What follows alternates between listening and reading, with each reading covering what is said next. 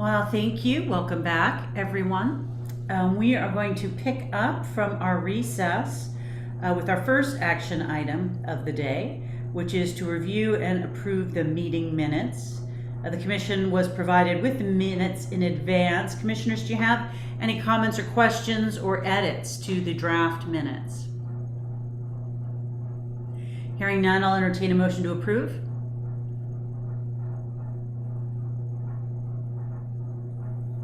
This is Commissioner Kyle, so moved.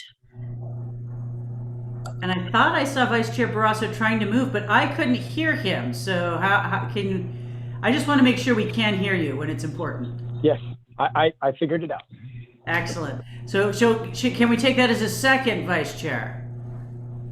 Yes, second. Excellent. Motion's been made and seconded. Do we have any objections to approving the minutes? Hearing none, the minutes are approved.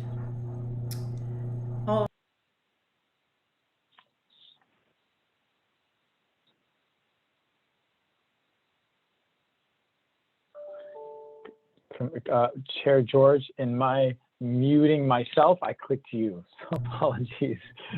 Attempting to mute myself. I'm sorry. Are we all good now? Okay. All right. So then it sounds like we are ready to move forward with the presentation for the Oregon Clean Truck Rules.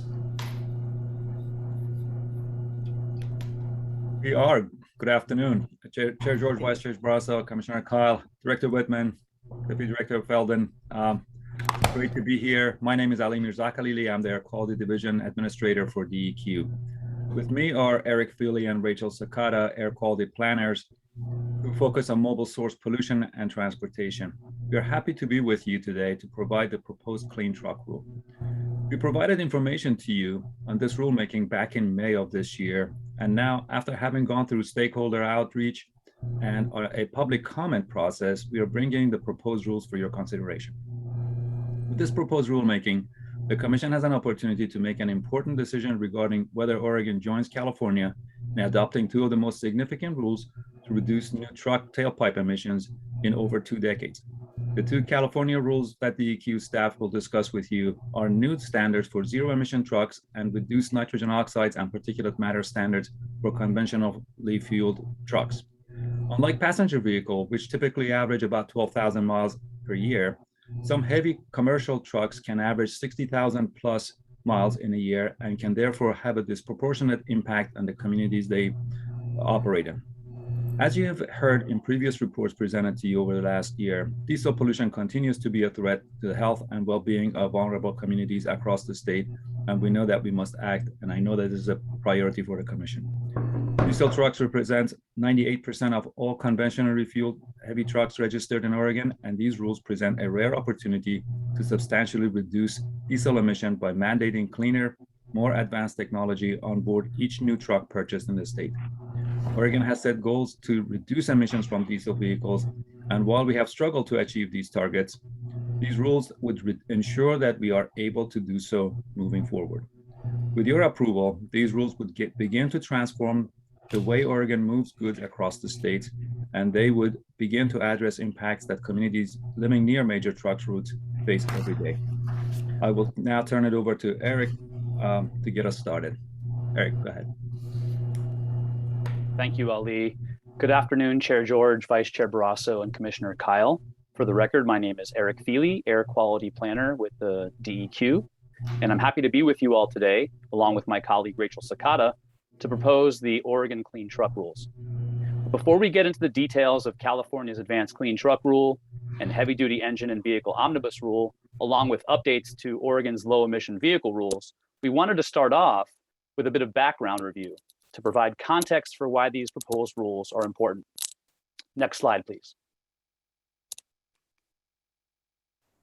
Now, as we have shared with you before, the general impacts of diesel emissions on health, air quality, vulnerable communities, and climate are all well established. The map on the left shows model 2017 exposure to diesel particulate matter in the Portland metro area. There you can see that many areas of the region are registering at least 10 times above the benchmark, and those are areas in the darkest red. This indicates that in these areas, there is a higher risk of certain cancers, lung disease, and cardiovascular impacts. And diesel engines also have a disproportionate impact on criteria pollutant levels like ozone, particulate matter, and oxides of nitrogen, or NOx, which puts some areas in Oregon at risk of exceeding national ambient air quality standards. In addition, some communities experience much higher levels of diesel pollution than do others, as Ali pointed out. And this disproportionate impact is often experienced by communities of color. This trend is recognized by the EPA at the national level and has been demonstrated by several recent studies that are referenced on page 6 of our staff report. I would also like to point out that while the map on this slide focuses on detailed information from the Portland metro area, we have shared statewide maps with you in previous presentations, including last January and July of 2020, that showed increased risk of exposure to diesel emissions along the entire I-5 corridor, as well as urban and industrial areas in central and eastern Oregon. All that is to say that increased risk of exposure to diesel emissions is not exclusively a Portland problem. Finally, as you have heard from us recently in May, transportation emissions are a significant contributor to greenhouse gases. The latest data from our 2019 greenhouse gas inventory shows that transportation emissions make up at least 40% of the overall emissions. While heavy-duty trucks and buses, which typically are fueled by diesel, only account for 4% of vehicles on the road nationally, they are responsible for nearly 25% of total transportation sector greenhouse gas emissions. Emissions from trucks are one of the fastest growing sources of greenhouse gas emissions, and the number of truck miles traveled on the nation's roads is projected to continue to grow significantly in the coming decades. Next slide, please. As we have discussed with you over the last year, the adoption of California's advanced clean trucks and heavy-duty omnibus rules is in line with the agency's overall diesel strategy. I'd like to remind you that these strategies represent actions that address Oregon's largest sources of diesel emissions, are within our legal authority, and can be completed with existing resources. Broadly, these strategies fall into 3 categories. The first being replacing and retiring the oldest diesel engines. These strategies are designed to address the emissions associated with legacy diesel engines. Those are typically greater than 15 years old, and those continue to operate across the state. The emissions from these older engines are comparatively large, and their durability, while certainly admirable from a resource and material perspective, presents a challenge when it comes to air quality. The second strategy, adopt new and cleaner technologies. These strategies are designed to set Oregon up for success in the future and benefit from the rapidly changing technology landscape, which is what the proposal before you today is primarily designed to do. And the third strategy, support owners and operators transitioning their fleets. States like California have seen the most success in emissions reduction when they pair regulations with incentives. Oregon DEQ is currently in the process of helping businesses transition to cleaner engines with its new diesel emission mitigation grants, which uses funds that Oregon received from the VW cheating scandal. Now, it's important to remember that new engine and pollution control technologies are the main reason that we have seen increasing vehicle miles traveled and increasing diesel fuel consumption, while at the same time we have seen reductions in diesel emissions over the long term. But the problem is that these reductions are not happening fast enough to meet community and climate needs. And new technology that we will discuss today are capable of bringing even more reductions in the near term. Next slide, please. I want to briefly highlight a few details of Oregon's strategy to reduce greenhouse gas emissions from transportation. Given the concerns I described earlier about emissions from the transportation sector, the governor and DEQ have leaned in towards a comprehensive strategy to address greenhouse gas emissions. And that includes the following: the governor's executive order 20-04, which directed state agencies to take actions to reduce and regulate greenhouse gas emissions from the transportation sector. Not listed on the slide, but it's still important, Senate Bill 1044, which passed in 2019, which had a goal for at least 90% of new motor vehicles sold annually to be zero emission by 2035. And then there's the Every Mile Counts campaign, which is part of the statewide transportation strategy. And that's Oregon's carbon reduction roadmap for transportation and includes strategies for substantially reducing greenhouse gas emissions. And that current work plan identifies high impact strategies that the agencies can implement under existing authorities and with existing resources. And that plan includes the proposal that you see in front of you today. It's also important to highlight and remind you all about that multi-state medium and heavy duty zero emission vehicle memorandum of understanding. Back in July 2020, Oregon signed on to this, and now there are 16 other signatory states along with Washington, D.C. And it committed these states to working together to advance and accelerate the market for electric, medium, and heavy duty vehicles. And it included a recommended action for states to adopt the regulations that are before you. Next slide, please. Or no, excuse me, I'm gonna turn it over to Rachel now, and she's gonna talk about more detail about Oregon's legal authority and then specifics of the Advanced Clean Trucks Rule. Great, and just a reminder to everyone, if you're not speaking or presenting, please do make sure you're on mute. We just have a little bit of background noise that is a little bit distracting. Thanks very much. Eric? Great. Thanks, Eric, for providing the background on how this rulemaking will address our greenhouse gas goals and diesel reduction needs. Good afternoon, members of the Commission. My name is Rachel Sakata, and I'm an air quality planner here at DEQ. And if we go to the next slide, please, I'd like to review some of the elements that we discussed with you at the May EQC meeting. So under the Federal Clean Air Act, states are not allowed to establish their own motor vehicle emission standards, with the exception of California. California has set motor vehicle emission standards that are more stringent than those set by EPA for criteria air pollutants, greenhouse gases, and air toxics. EPA grants a waiver to California to do this under provisions of the Clean Air Act. And additionally, Section 177 of the Clean Air Act permits other states to adopt and enforce California's emission standards. If states choose to opt in, they must adopt California's rules identically.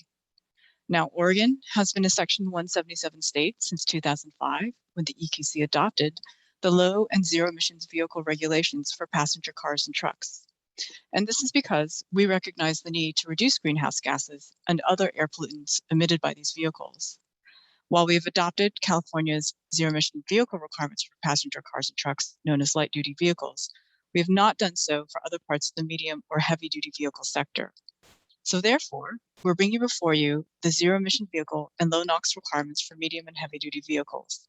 These two regulations, the Advanced Clean Trucks Rules, sets Oregon on a path towards a zero carbon transportation future, while the Heavy Duty Low NOx Omnibus Rule protects frontline communities by ensuring that new diesel trucks are as clean as possible.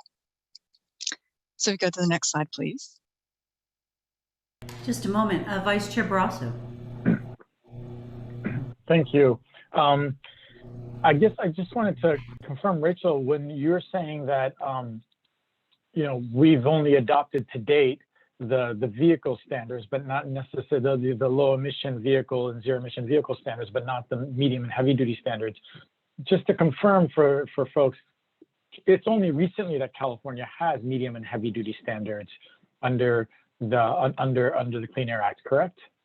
Vice Chair Barrasso, that is correct. California just recently adopted the ZEV requirements for the medium and heavy duty standards last year.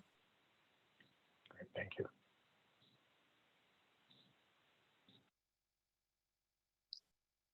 Great, so if we are ready to go to the next slide. Okay, so I'll start first with the Advanced Clean Trucks Rule.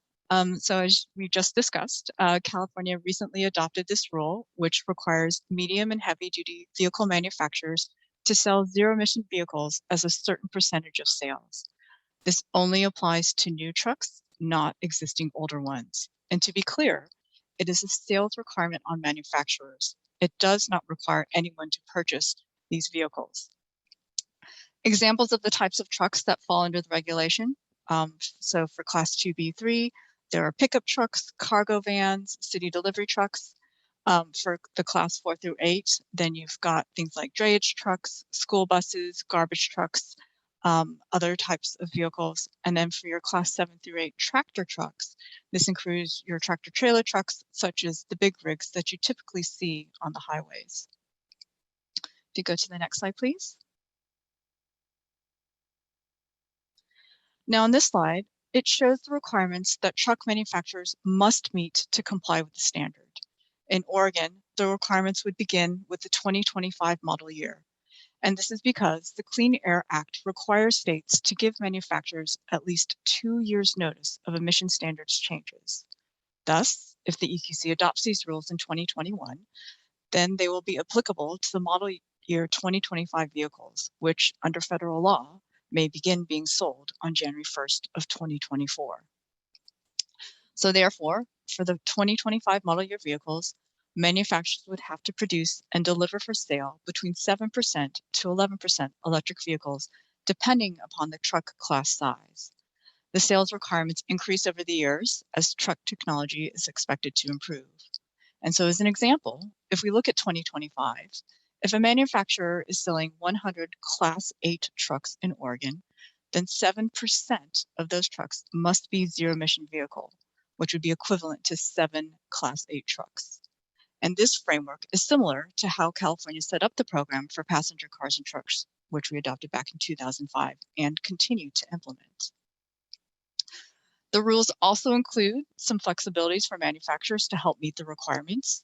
For one thing, we've allowed manufacturers to earn early credits beginning with the 2022 model year, even though the requirements do not kick in until the 2025 model year. Also, if a manufacturer is not able to meet its compliance obligation, it can purchase credits from another manufacturer. The requirements also provide flexibility for manufacturers to build zero-emission trucks in one weight class or across all weight classes. Therefore, a manufacturer could overcomply in one weight class, have deficits in another weight class, and then use the overcompliance credits to make up the deficits. Finally, if the manufacturer is not able to meet the requirements in a certain year, they are allowed another year to make up the deficit. So I just want to note that it is important that the ACT rule does set sales floors. And while we hope the actual sales exceed the floor, we can anticipate continued reliance on diesel in key sectors for a while, thus the need to ensure that those new diesel trucks are also clean. So if we want to go to the next slide. Another component of the rules includes a one-time reporting requirement. It would require fleets with 5 or more trucks with a facility in Oregon, large employers with a gross annual revenue above $50 million, and state, local, and government agencies or brokers that dispatch 5 or more vehicles that operate in Oregon to report information. And the reporting requirements will provide information to DEQ to understand the types of vehicles that fleets own and how they use them. And basically, it provides us with an opportunity to potentially focus future incentives by understanding which trucks operate in disadvantaged communities and the frequency of operation. It will allow us to better understand the needs for fleets, allowing us to assess and plan for infrastructure charging. And it also provides information on the operations of entities that own or use these medium and heavy duty vehicles if we decide to take future action to accelerate the medium heavy duty vehicle sales. For example, this could ultimately inform a potential regulation under consideration by California, known as the Clean Fleets Rule, which sets ZEV purchase requirements for fleets. So now I'll turn it over to Eric to discuss the heavy duty low NOx omnibus rules. Thank you, Rachel. Next slide, please.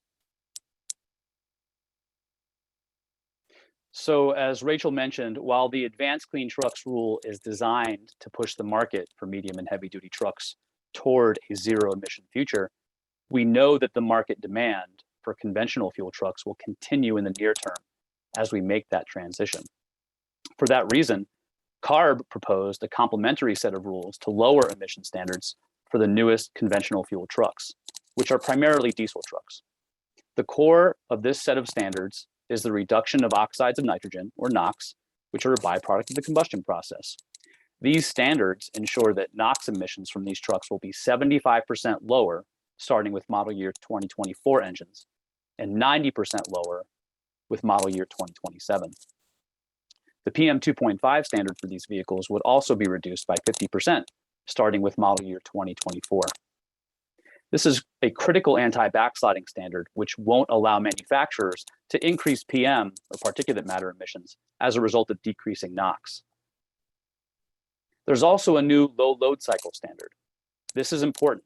It addresses near idling and light loads or low speeds, where the engine typically doesn't run hot enough to keep the pollution control equipment functioning properly.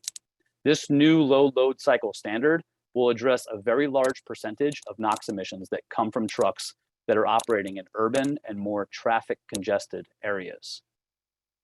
Another important element of California's low NOx standards are the extension of useful life and warranty periods.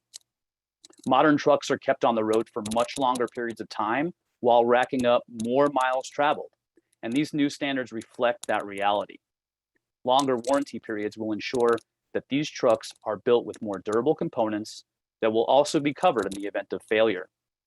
These longer warranties will likely reduce the number of individual trucks on the road that are categorized as high emitters. Most of us have seen those, and that's usually due to poor maintenance and or deterioration of pollution control devices, since truck owners will be more likely to bring in a warranted truck for repair.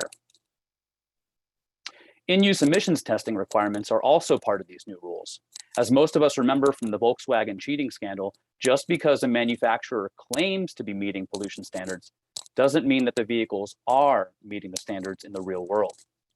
For that reason, this rule requires manufacturers to meet emission testing requirements that actually measure the pollutants during the operation of trucks following their normal routes. As part of this rule, we're also proposing to adopt the Phase 2 greenhouse gas standards. These standards would reduce greenhouse gas emissions from medium and heavy duty trucks and would be very similar to the federal Phase 2 rules, but would allow enforcement at the state level.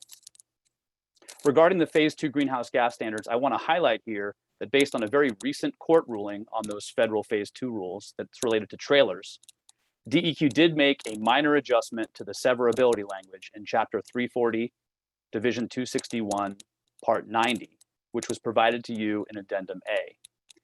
This change is intended to clarify what happens in situations where individual rule requirements are held invalid so that the overall rules would still remain in effect.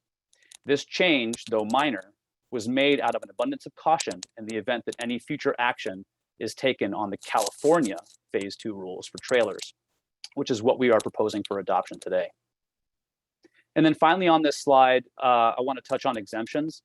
So as in California, as part of the Omnibus Rule, we're exempting transit bus diesel engines, emergency vehicles, and a small number of high horsepower engines. And those are engines that are greater than 525 horsepower. These exemptions were created to ensure that we are adopting California standards identically based on the requirements of Section 177 of the Clean Air Act. Now I will turn it back over to Rachel. Great. So if you can go to the next slide, please. So as we mentioned earlier, we've adopted California's low and zero emission standard requirements for new passenger cars and trucks. And so with this rulemaking, we are proposing updates to the low emission vehicle rules for the light duty vehicles. And these changes clarify both existing definitions and testing requirements, and also allow manufacturers to certify future vehicles that comply with the OBD2 regulation. The rules enhance monitoring requirements to ensure that the monitors are running frequently and emission-related malfunctions are appropriately detected in use, include new data tracking and reporting requirements to ensure that the integrity of the OBD2 systems, and to provide valuable information to help track real-world emissions performance of the vehicle engines. California adopted revisions to the OBD2 requirements for light-duty vehicles on October 3rd, 2019, and today's action ensures that Oregon maintains identicality with the rules. So now that Eric and I have walked through the different proposed rule elements, I want to discuss the overall stakeholder outreach and comments received for this rulemaking package. So if you can go to the next slide, please. Much of the interest on this rulemaking is centered around the advanced clean trucks and heavy-duty low NOx omnibus rules. Recognizing the stakeholder involvement need, we held many stakeholder meetings to solicit feedback prior to putting the rules out for public comment. We met with environmental groups, vehicle manufacturers such as Daimler, and trucking and engine manufacturing associations. We held 2 advisory committee meetings to discuss the proposed rules and their fiscal impact. If we go to the next slide. DEQ held a public comment period starting in August, And due to the interest in the rules, we received a request to extend the comment period. We granted an extension to allow additional time for interested parties to submit their comments. We held 2 public hearings and reached out via social media, through our Gov Delivery notification system, and reached out to partner agencies and organizations to ensure that all affected entities were aware of the proposed rules. And so now at this point, Eric will walk through some of the public comment that we received. Thanks, Rachel. Please go to the next slide. So we did receive strong support for the rules. Over 580 comments were received. Support came from a broad cross-section of individuals, community groups, and employers, including 70+ large employers and investors, which included 14 with direct operations in Oregon, that said states must accelerate the shift to zero-emission trucks by adopting bold climate policies. Supporting comments emphasized the importance of reducing transportation emissions and the need for taking quick action, improving the health of those who are most exposed, which are often people from lower income communities, reduced healthcare costs, potential reduction in utility costs, and new clean energy jobs. And finally, that the rules would drive the market for cleaner technology, provide increased market certainty for new products, and reduce the cost of advanced technology by creating economies of scale. Next slide, please. We also received comments in opposition. There were approximately 70 comments in that category. DEQ received comments that it should delay the adoption of the rules due to a number of factors, including anticipated federal action to lower truck emissions, CARB planning to revise the Advanced Clean Trucks rule in the future, and at the time of public comment, CARB had not finalized adoption of the heavy-duty Omnibus Rule. Those were comments from those in opposition. DEQ disagrees with delaying action. DEQ believes action must be taken now to realize the benefits of the regulation as soon as possible, particularly for communities disproportionately affected by truck emissions. We are hopeful that EPA will adopt new NOx standards as stringent as California for model year 2027, but there is no guarantee that that will happen. In fact, DEQ has urged EPA to align with California on multiple occasions. However, if the federal NOx standards end up being weaker than California standards, it increases the importance of joining with California in order to achieve the largest emission reductions. And just to note that if the federal government adopts new rules, we would review those rules to determine whether or not to take future action. Regarding the second bullet point, DEQ is not aware of any plans for CARB to revise the Advanced Clean Trucks rule at this time. If in the future California updates its rules, we would adopt those changes, much like we do for the zero-emission vehicle passenger car and truck rules that we have on the books.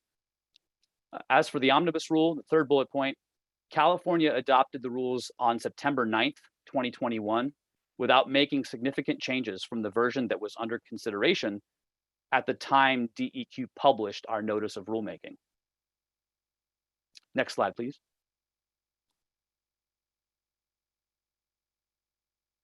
And Stephanie, if you can just click one more time, I think there's a little graphic that might zoom in here. There you go. So there were some additional general comments in opposition.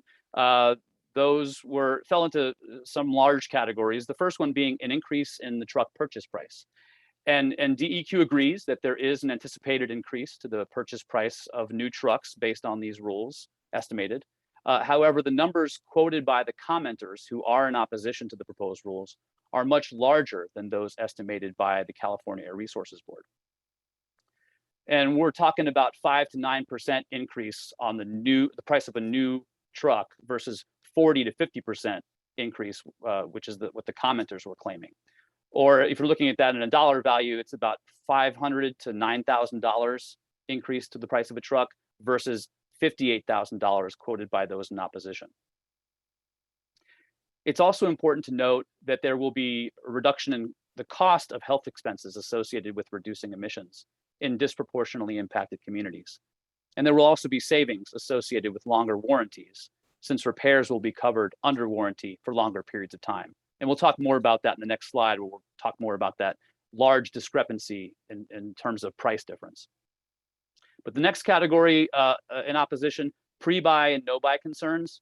So these are situations that can occur when consumers of a product, any product really, either delay purchase or place early, often non-essential orders for products. And that's usually due to some level of uncertainty about the reliability or availability or costs of the newer product model.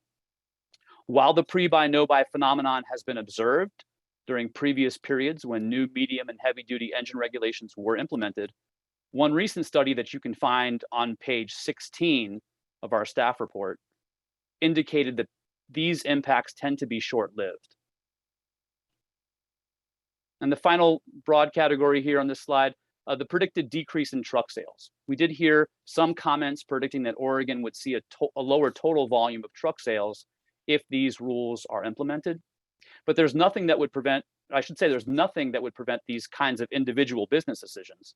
However, with Washington State expected to adopt both the ACT and the heavy-duty omnibus rules in the near future, DEQ does not anticipate a large change. Next slide, please.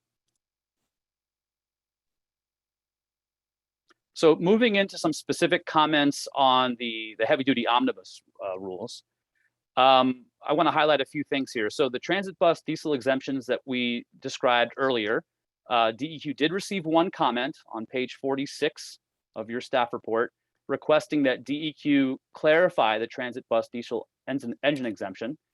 And similar to CARB, as we mentioned before, DEQ proposed to exempt transit bus diesel engines from the heavy-duty omnibus rule. And we modified the draft rules on page 105 of the staff report just slightly to make it clear that these engines are exempt from all of the heavy-duty omnibus rule provisions. And just so you all understand, that would mean they would then be covered under the federal rules, not the state rules.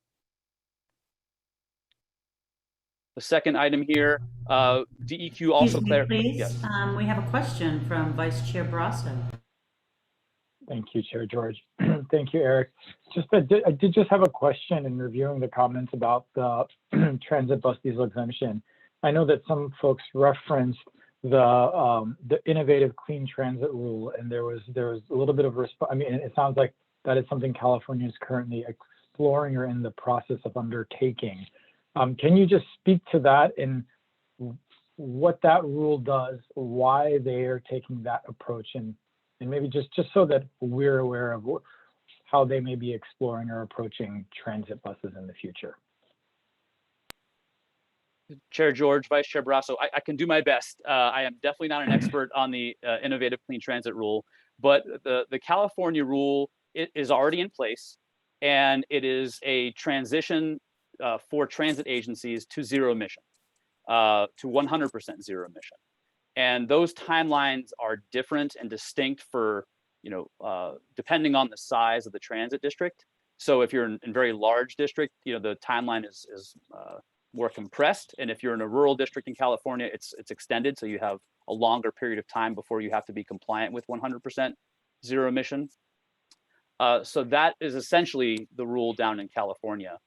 And yes, we did receive comments that recommended that DEQ adopt and look at the innovative clean transit rule in the future. And we certainly will consider that, but that is not part of the package that is in front of you today. But that was the reason why we had to create a specific language around the transit bus diesel engine exemption, because of the way California's rules are written.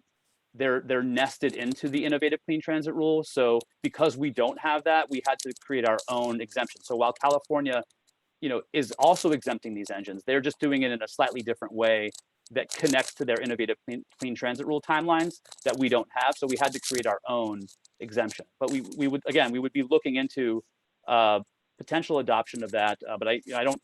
That's hard to speak for the agency in this situation. But I do think we would definitely consider looking at that.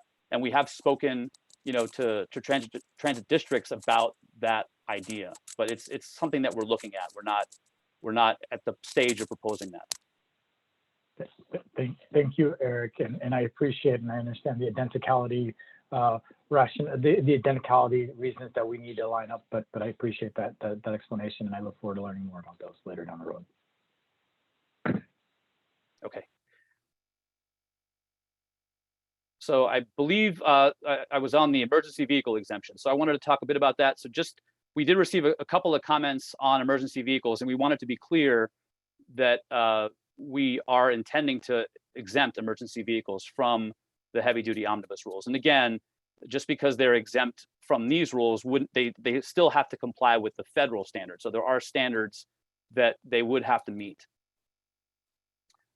I want to touch a little bit on the extended warranty costs. We talked about that in the last slide. There was that discrepancy between, the costs that CARB estimated versus the cost that those in opposition are estimating, that $58,000 added cost for a new truck. So DEQ received several comments related to the estimated costs associated with the omnibus rule. And some of those emphasized the costs of required manufacturer warranties.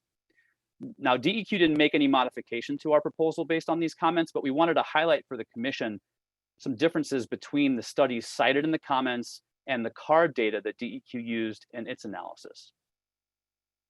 So I want to note that the bulk of the estimated increase in truck purchase price is not actually emission control technology or new engine design that are associated with these proposed lower emission standards, but instead they're associated with the proposed longer warranty periods. So essentially, to give you a sense, it's about double. So for these sort of medium duty diesels, we're looking at 150,000 mile 5-year warranty, moving up to, let's say, 280,000 mile 10-year warranty. So approximately doubling the mileage and doubling the years. And the same thing pretty much, across the spectrum on lighter duty vehicles and on heavier duty vehicles, approximately a doubling. But what's critical is to this issue of warranty cost is how those increased warranty costs are estimated. So CARB used an incremental cost approach. So they took the warranty that's typically purchased with a brand new truck, and that's their estimate was something like 90+% of new truck purchases include the price of the standard warranty. So CARB estimated their costs for their rule moving from the mile after the standard warranty into the extended warranty. So for example, if the warranty was 150,000 miles, CARB estimated costs based on 150,001 miles up to 280,000 miles, their new warranty. So that's a pretty large difference. And that's the reason why you're seeing the cost estimates so dramatically different between the studies the commenters cite and what DEQ used as their estimate. Again, that was CARB's data.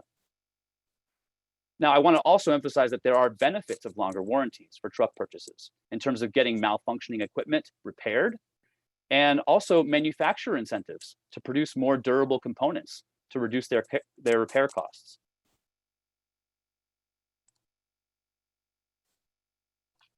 Sorry, lost my place here. So the last item I want to mention here is the impact of diesel emissions on low income and people of color communities. We did receive one comment requesting that the agency provide some additional supporting material beyond the historic Portland air toxics modeling study.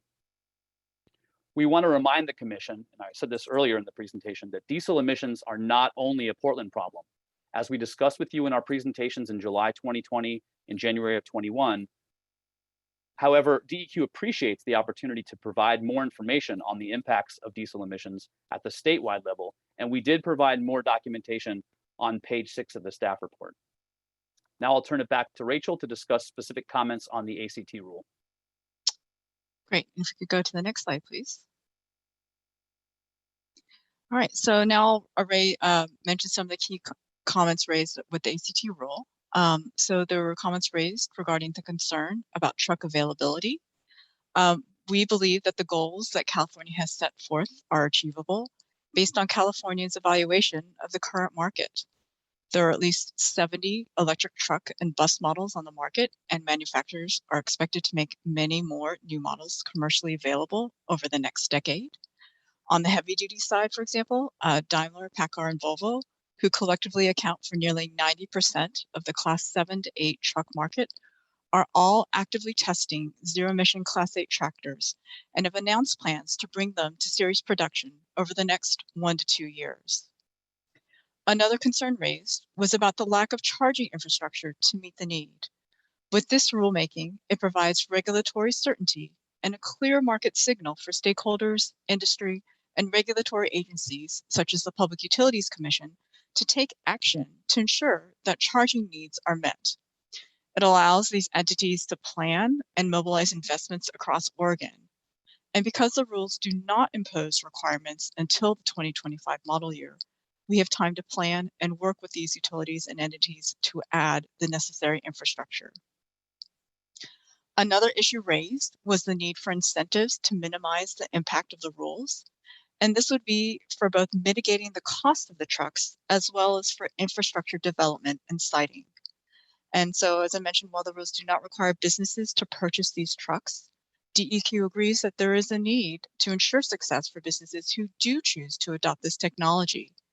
We currently have a few programs to assist in the purchase of medium and heavy duty ZEVs and to develop the infrastructure. However, we do acknowledge that this is an area that needs more funding.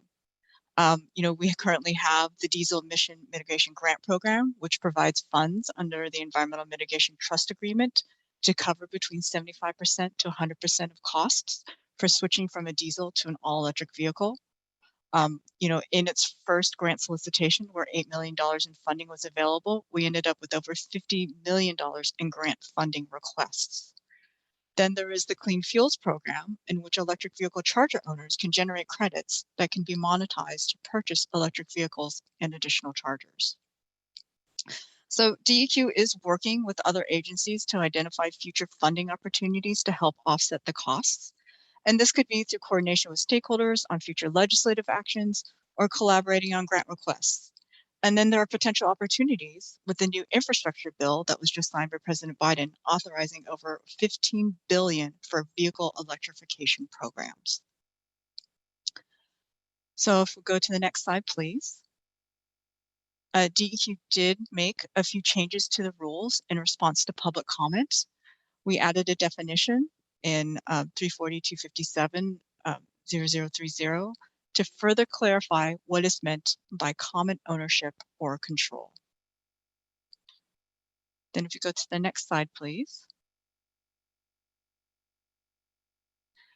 So if the EQC does adopt these rules, DEQ would begin working with the affected stakeholders subject to the fleet reporting requirement. We'd conduct outreach with fleets and fleet managers to let them know of the upcoming requirement deadline of June 30th of 2022 and how to report. And included in this would be training materials and step-by-step instructions for what to report and how to report it, such as webinars and online videos. So if we could go to the next slide.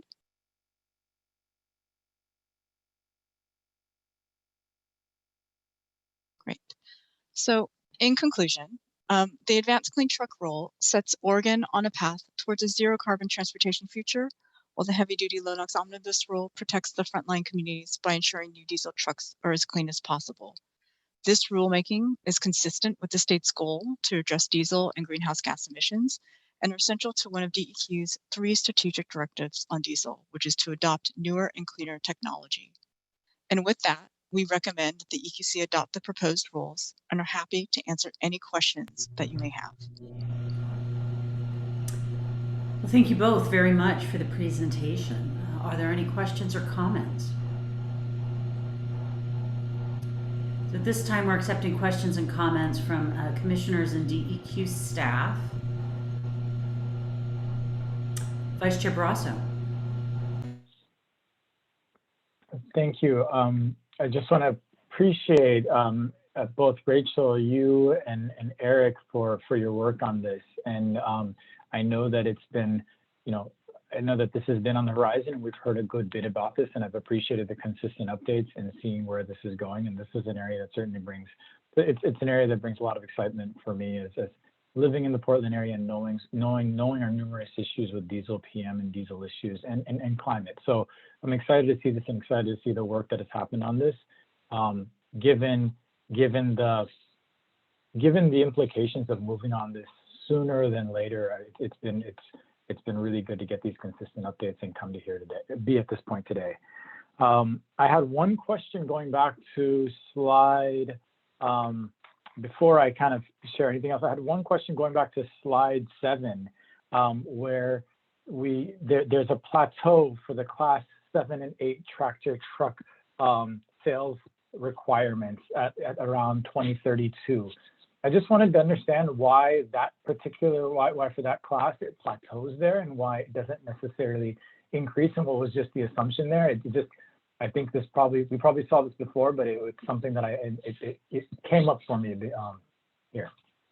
Sure, Vice Chair Barrasso. So California, as I mentioned, did a lot of extensive research in looking at sort of the market availability. They recognized that for the Class 7-8 trucks, it was going to take a little bit longer for the technology to get there. And I think they also recognized that at that point, 40% seemed like the most achievable for them to meet at that time frame. And so they leveled it off, sort of wanting to give the truck manufacturers the time to meet it, ensure that they could meet it. And then I believe that they'll take another look again moving forward to determine if they should ramp up the requirements moving forward. Thank you for that. Okay, that was just that lingering itch there for me, but otherwise, I really appreciate both of these, both the Advanced Clean Truck Rules and the Omnibus Rules coming together. It's an incredibly important part of both addressing climate and addressing local pollution. And so I just want to thank you all for your hard work on this, and I'm excited to see this. Chair George, Vice Chair Barrasso, if I can just add on to that, to what Rachel had said, going back to my comments earlier about the comments in opposition, several commenters talked about sort of changes to Advanced Clean Trucks Rule in California. That wasn't an accurate assessment. California has actually is looking at a separate proposal that moves these numbers to 100% as part of their governor's directive there. But that is separate from Advanced Clean Trucks and not the same. It's not a change to Advanced Clean Trucks. It's wholly separate. So they are planning on moving the percentages, but in a different way outside of this particular rule. I also want to just add on that I think part of the reason is because of the application of the heavy duty trucks. The nature of these cycles, the nature of the duty cycle these folks use for certain applications just may never lend itself to certain, to zero emission vehicles. I mean, it's possible, but it's just, I think that's why you see that sort of plateau of 40%. There's a recognition of the different uses of these large trucks, some being amenable to the sort of in-town use, others not being so amenable to that. If they're cross-country trucks, it might be more challenging if the infrastructure is not built up across the country for this. So hopefully that helps. Commissioner Kyle. Thank you. First off, it's just kind of a comment, and then I do have a question which might actually be directed more towards Richard. But the comment is, I really do appreciate the efforts to try to join the coalition of 177 states, especially along transportation corridors where the interconnectivity between state level policies will actually have the impact on the environment and human health that we're seeking with these policies. So I think that I'm very supportive of these conversations and these opportunities to try to create that type of tapestry of rules and regulations.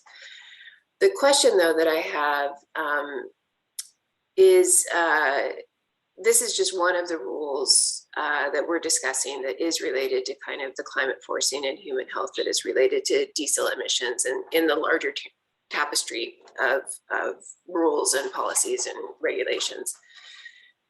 So we are going to be discussing still and under discussion in the state is that climate protection rule. And so I was wondering whether Rachel, Eric, or Richard could expand on the context of this particular rule within the landscape of decisions and rules that are trying to address diesel air pollution and climate protection. And especially as we're moving forward with the climate protection rule, would there be opportunities in the very near future to direct some of the climate investment credits in assisting truck the implementation and adoption of this rule, since there is going to be an economic burden, and that could be an opportunity to again weave together rules and regulations so that we're achieving the end result.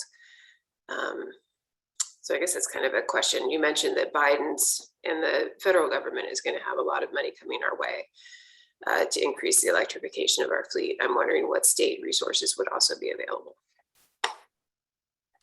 Okay, Chair George, Commissioner Kyle, for the record, Richard Whitman, Director, Oregon DEQ. Thanks for the questions. So there were a couple of parts to your question there. Let me try to tackle them a little bit separately.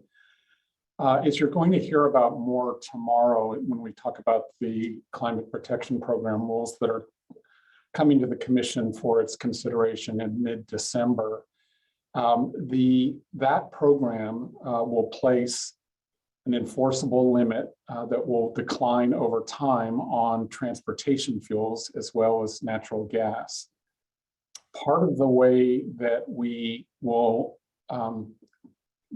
achieve those reductions in transportation fuels does relate to this rule and also to the extension, which we'll be considering next year, of our Clean Fuels Program.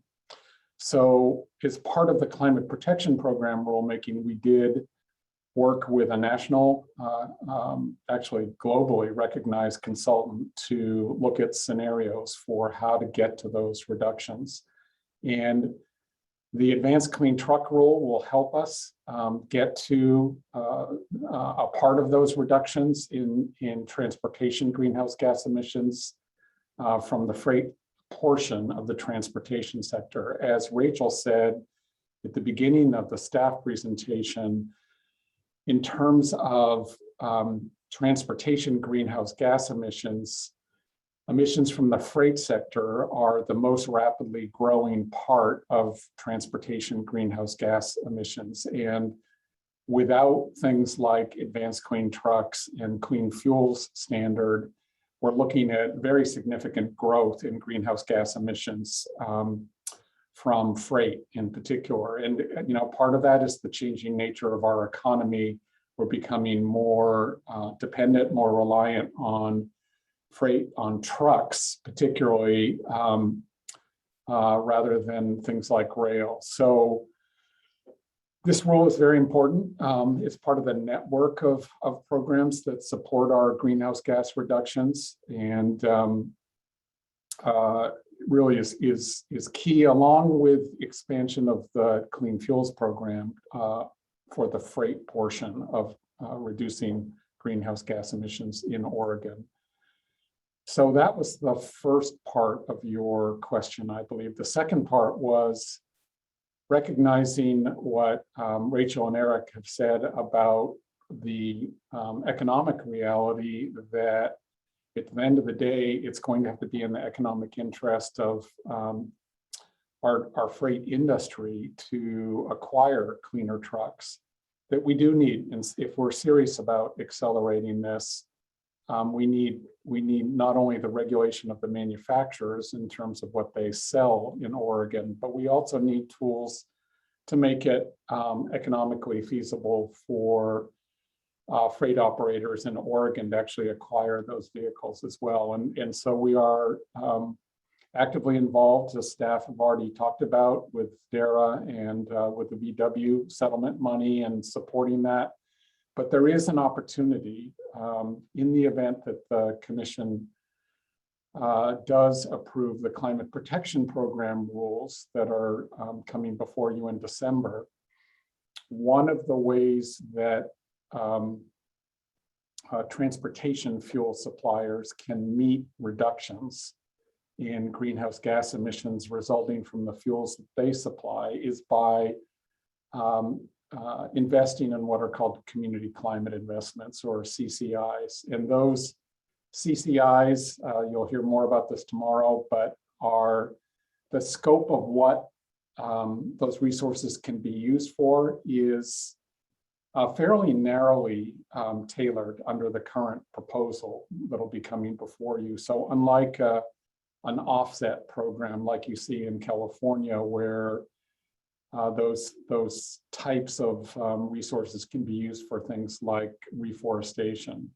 Here, we really want to focus those investments on getting businesses and households off of fossil fuels. And that would potentially include businesses that are in our freight industry as well. So there is that potential that there may be some resources coming from that program in addition to the state programs that we already have operating, and in addition to what we believe is going to be significant investments coming from the federal government to also help the freight industry transition to these cleaner vehicles. So I'm going to pause there. Commissioner Kyle, did that answer your question? Yeah, it just helps to kind of weave together all of the different pieces that are currently under discussion and debate, both things that we have passed but also the stuff that's coming down in kind of the next year. So I do appreciate that additional context for how this rule, which is really on the manufacturers and the sellers of these vehicles, fits into the larger picture of everything that is happening. So thank you.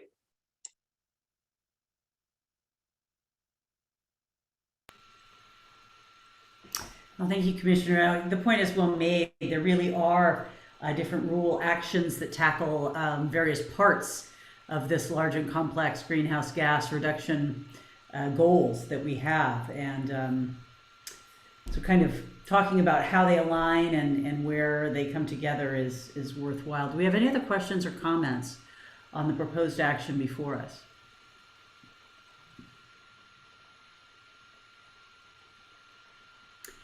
Okay, seeing none from the commissioners or DEQ staff at this time, I think it is the time to consider the question before us. Do the commissioners wish to make a motion in regard to the proposed action?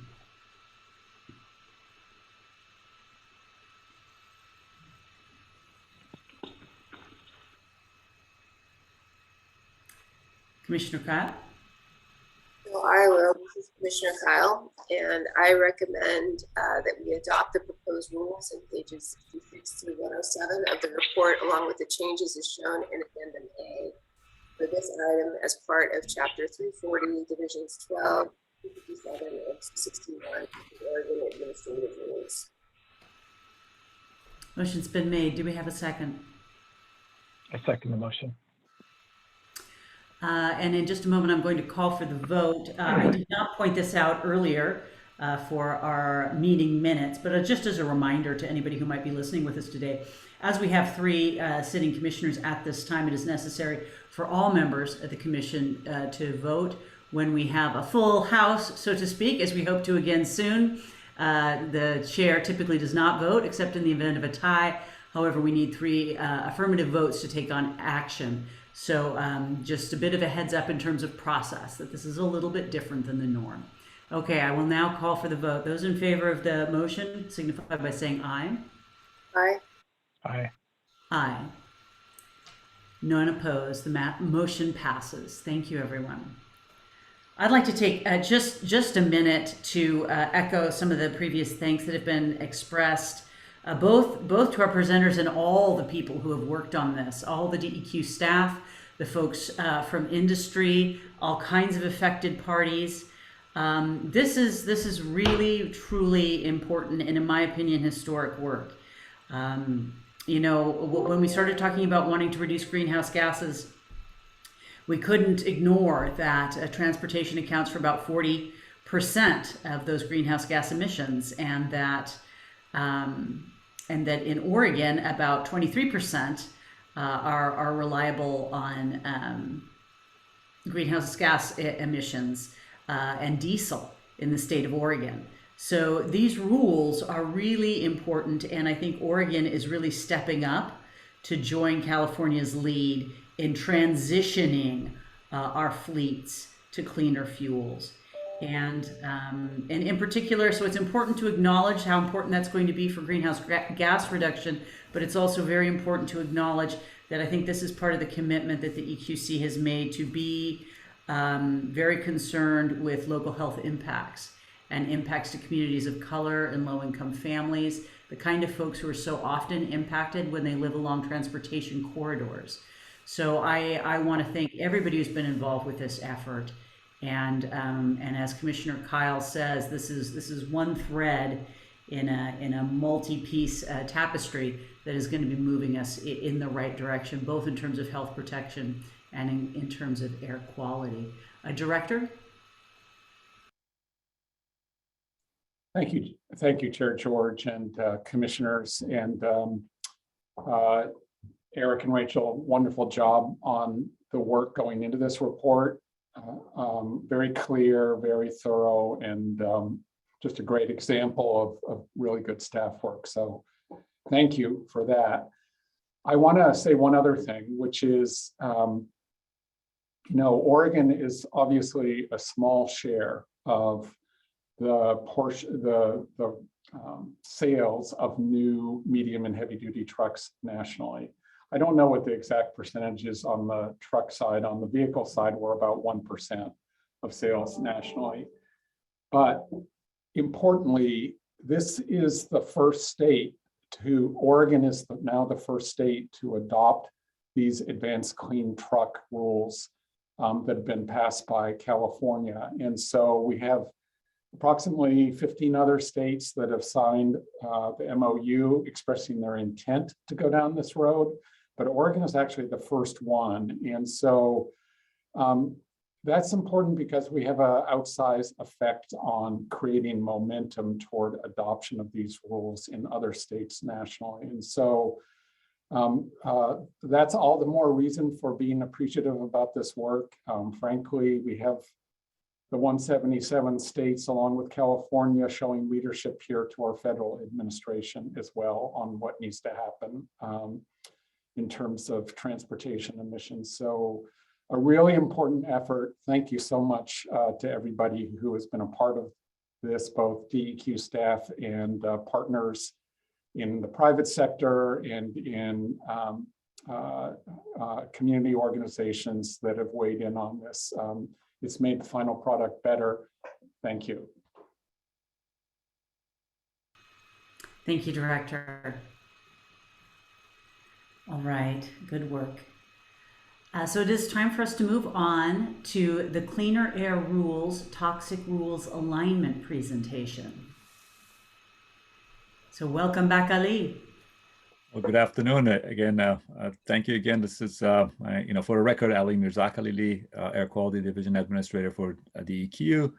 And again, first of all, thank you for your previous action. I think that's extraordinarily important. And again, I want to join the chorus of acknowledging the work that staff did on the presentation and putting the package together. But we don't rest on our laurels and keep moving on. So there are other parts of the program that we can showcase here. And that next is, we're presenting to you our final proposed rules that would align DEQ's existing Oregon Air Toxic Program rules with the recently adopted Clean Air Oregon Program rules. These rules also propose some updates to the existing Clean Air Oregon Program rules in Division 245. Both sets of the changes are necessary in order to continue the development of this important new program, which itself was adopted exactly 3 years ago. I think it was like on November 15th that of 2018 that we took action on that rule. DEQ has several programs that address air toxics, and it is important for us to make changes from time to time to ensure that the programs are aligned. In addition, some updates to the CAO program rules are important to make to improve the implementation and ensure the protectiveness of this health-based permitting program. We would not be proposing rules today to you without the help of many partners and stakeholders, including this commission. I would like to acknowledge the expertise and the help DEQ received from Oregon Health Authority in researching and drafting these proposed rules. Their input helped us draft proposed rules that meet the parameters outlined in the enabled statutes and integrate efficiently with our existing program rules. Again, thank you for advance for your consideration of this rule. I'd like to now introduce Gabriella Goldfarb, Environmental Health Section Manager of the Oregon Health Authority. Gabriella. Thank you, Ali. Good afternoon to the EQC. Thank you for this opportunity to briefly address you. I wanted to just say we are, for OHA, the updating of these rules is particularly significant in regards to the proposals for updating and modernizing the Air Toxic Scientific Advisory Committee. We, in our partnership, our public health toxicologists are going to be doing the lift to really make sure we are reflecting the latest science. And it will be a great support and comfort, if you will, to have a advisory committee that has the expertise needed to support this work. So just from our perspective, flagging the elements of the proposal before you that really pertain most closely to our partnership, which continues to be very strong and effective as this rolls out. And as we're doing this with a lot of concern for community voices, community engagement, and equity. It's been a tremendous partnership, and really appreciate the difference we're making together for communities in Oregon, like in regards to localized health risks from industrial facilities. My apologies, but due to legislative days, I cannot stay through the whole item, but wanted to give you just a few words at the beginning and appreciate this time. And thanks very much. Bye-bye.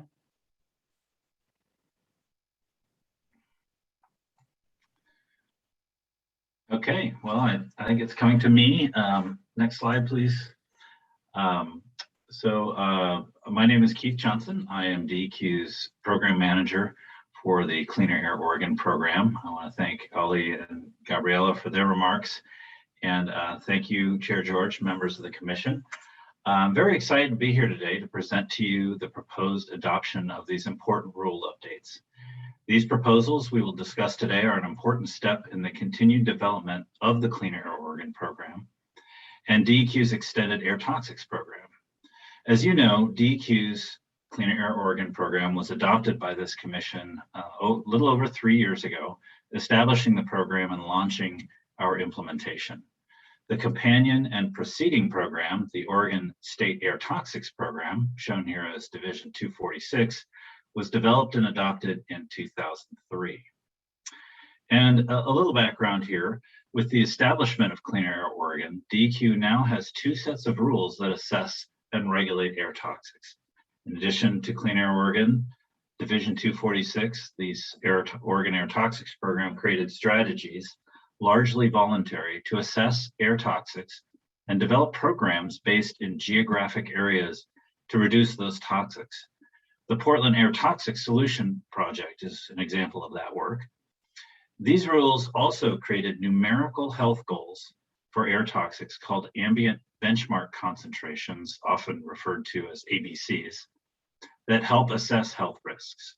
Finally, to inform setting ABCs and other aspects of the air toxics program, as Administrator Mirza Khalili mentioned, the rules created a science board called the Air Toxics Science Advisory Committee, or ATSAC, to consult with. As with any new program, Clean Air Oregon is being refined and developed over time. We came to the Commission in 2019 with the proposed Cleaner Air Oregon Hazard Index rules that strengthen the health standards for certain high hazard air toxic air contaminants.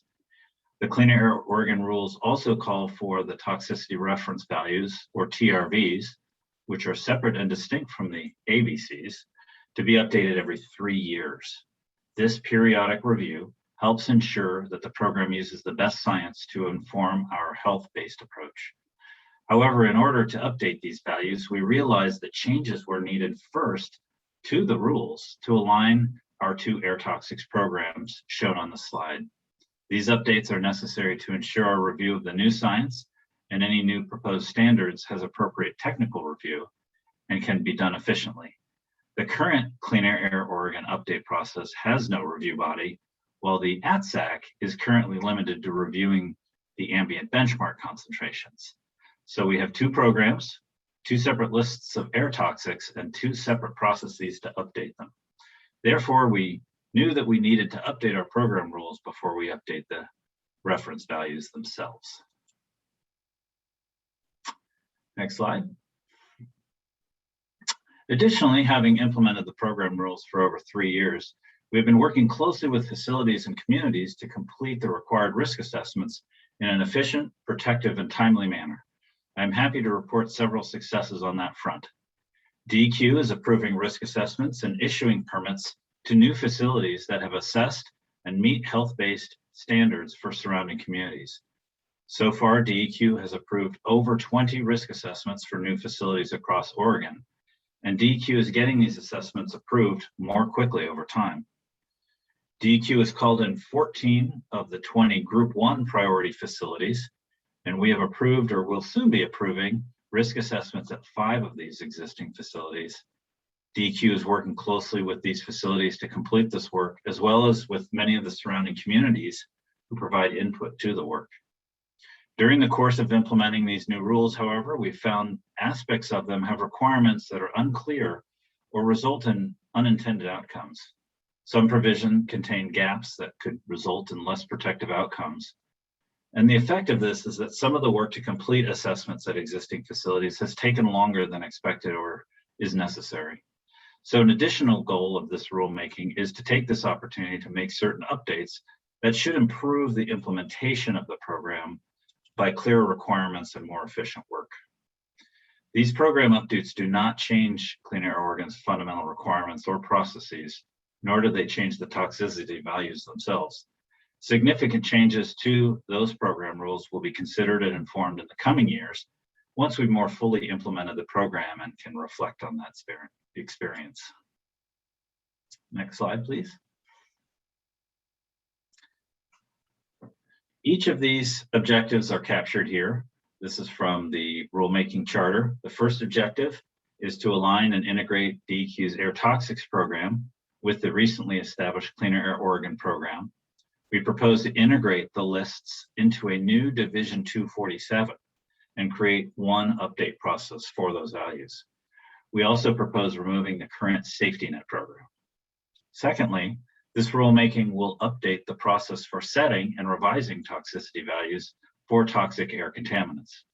This mainly entails revising the scope and duties of ADSAC so that we can have important technical review of any revisions to air toxic standards for both programs. Lastly, this rulemaking process updates that will clarify Clean Air Oregon requirements for facilities, close some unintended gaps, and address inefficiencies in the risk assessment process. These proposed rules are an important milestone that will strengthen and further develop Clean Air Oregon, update our related air toxics program, and improve the envisioned protectiveness and progress of implementation that we envisioned. Next slide. So in terms of how we develop the proposed rules, as we continue to develop and implement this program, DEQ consults frequently with interested parties, and this rulemaking was no exception. DEQ initiated the rulemaking in the summer of 2020 with the help of an advisory committee that provided input on the draft rules during the period from November 2020 through May of 21. DEQ consulted with stakeholders while forming this committee to ensure diverse and effective representation. This rulemaking advisory committee consisted of 15 persons representing industry, academia, community groups, health and municipal agencies, and advocacy groups. The Oregon Environmental Justice Task Force was also represented on the committee. In November 2020, during meetings 1 and 2, DEQ proposed key concepts for the scope of the rulemaking and requested committee feedback. After receiving and considering that feedback, DEQ updated these proposals and presented draft rules in February of 21. At member request, we also added a second session in February to address concerns that there was not enough time for the committee to fully consider and discuss the proposals. DEQ solicited and received comments from the RAC after these February meetings. In May of 2021, DEQ presented a revised draft of the proposed rules that considered the committee's feedback and discussed potential fiscal impacts of the proposed rules with committee members. After receiving and considering that additional feedback on the impact statement, the proposed rules were open for the public comment through the deadline, August 20th. This date included a multi-week extension. Since that time, we have reviewed public comments, made some changes, and are now presenting the proposed rules to you. Next slide. So I'll now turn this over to Meenakshi Rao, who will provide more details on the first rulemaking objective to align DEQ's programs addressing toxic air contaminants. Thanks, Keith, and good afternoon, everybody. My name is Meenakshi Rao, and I'm a Senior Air Quality Planner at DEQ. I will be describing briefly the rule changes that DEQ is proposing in order to fulfill the first objective of this rulemaking. That is to align the two state programs at DEQ that address toxic air contaminants. Next slide, please. As you heard from Keith, DEQ has two state-level programs that deal with toxic air contaminants: Cleaner Air Oregon, which is Division 245, and this Oregon State Air Toxics Program, which is Division 246. Okay, animate, please. Both these programs currently maintain their own list of toxic air contaminants. Division 245 has the priority list, which contains over 600 toxic air contaminants, while Division 246 maintains a list of 55 chemicals. Animate. Division 245 has health-based standards for over 250 of the chemicals on the priority list. Division 245 refers to these standards as Toxicity Reference Values, or TRVs for short.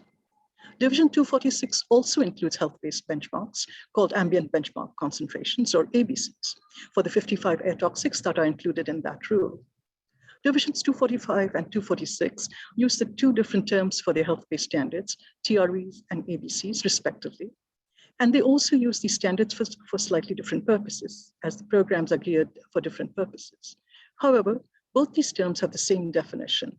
They both represent the amount of the chemical in air that may cause health problems when inhaled.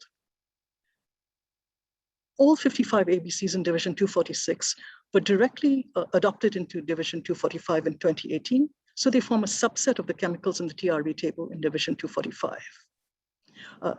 Further, please animate.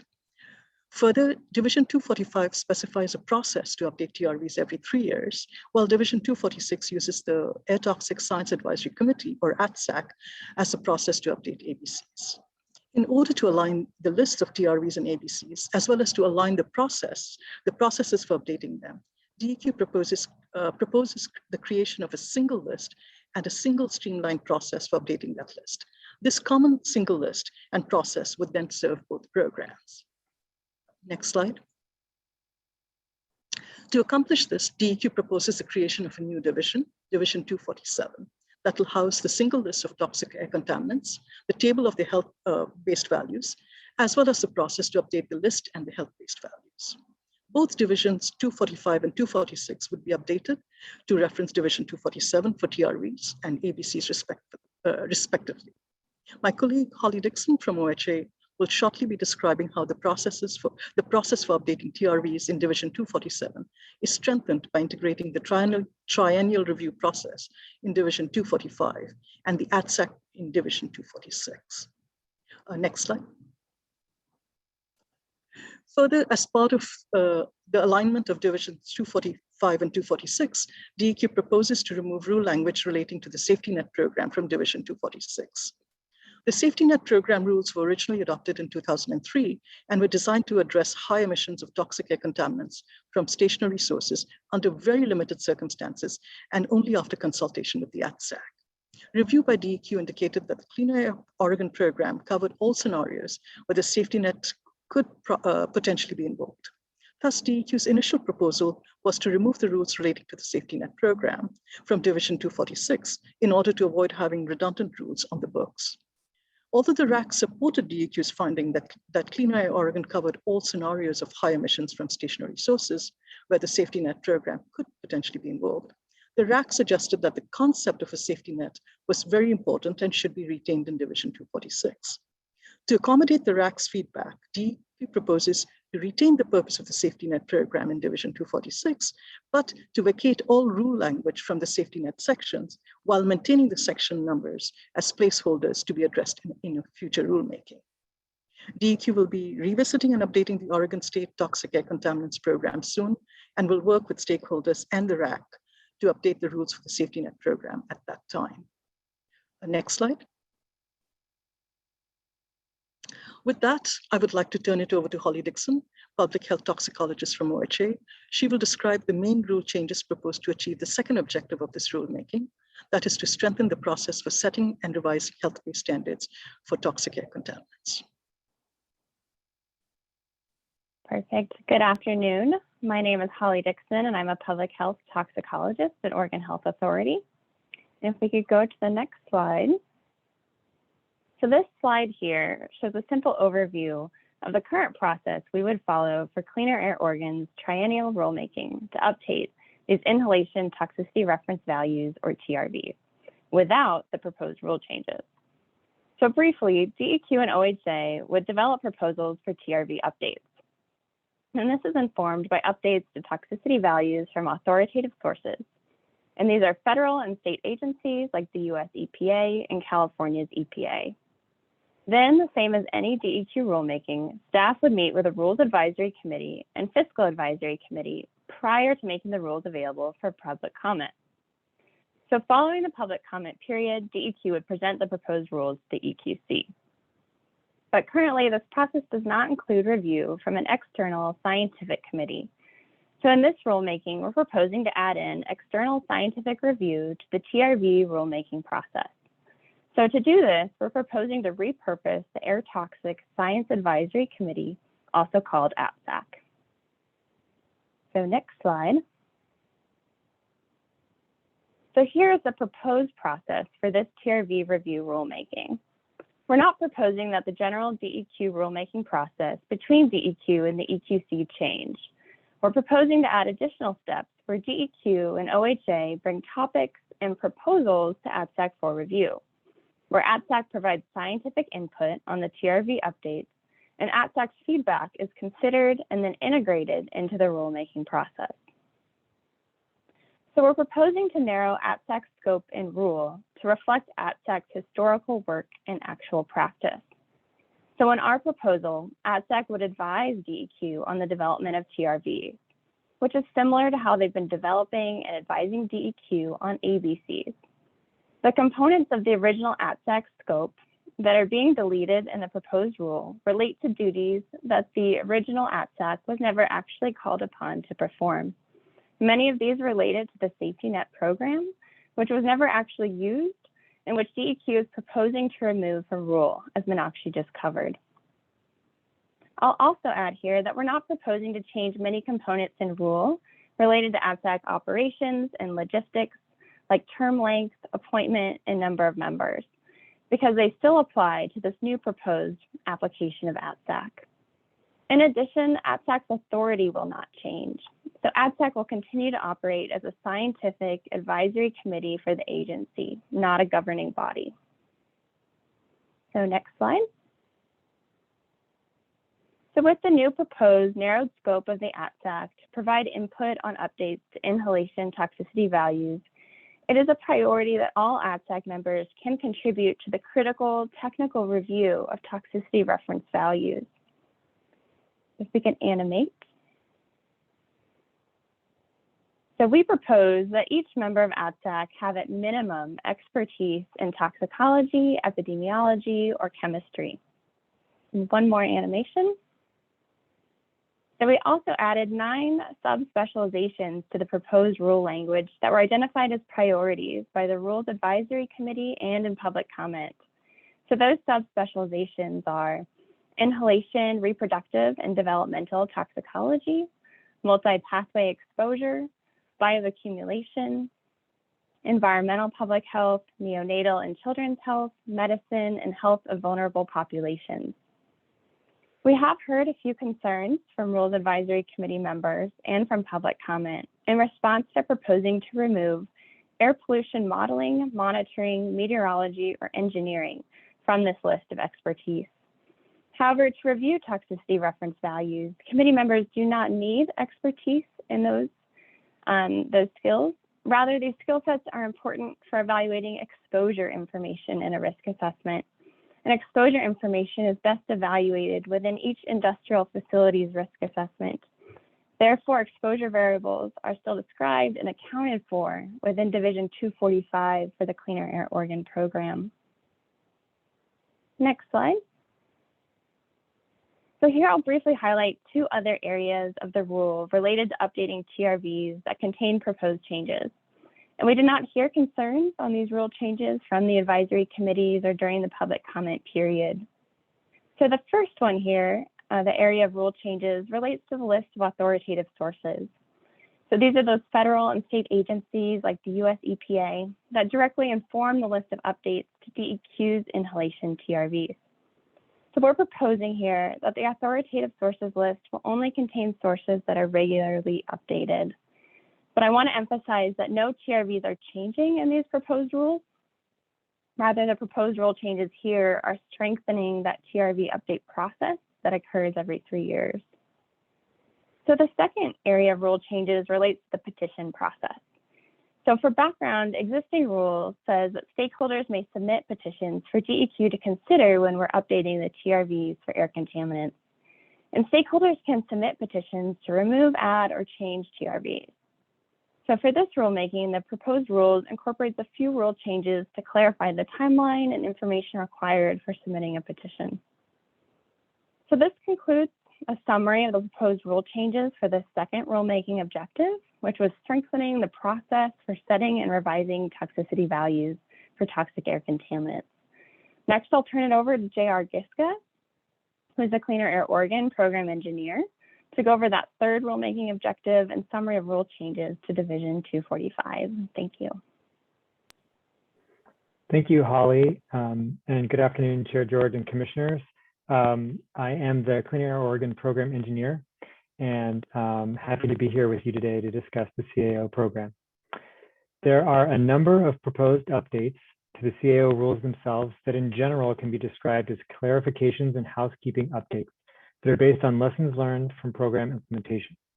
Today, I will walk through a handful of the more significant proposals to 245. Next slide, please.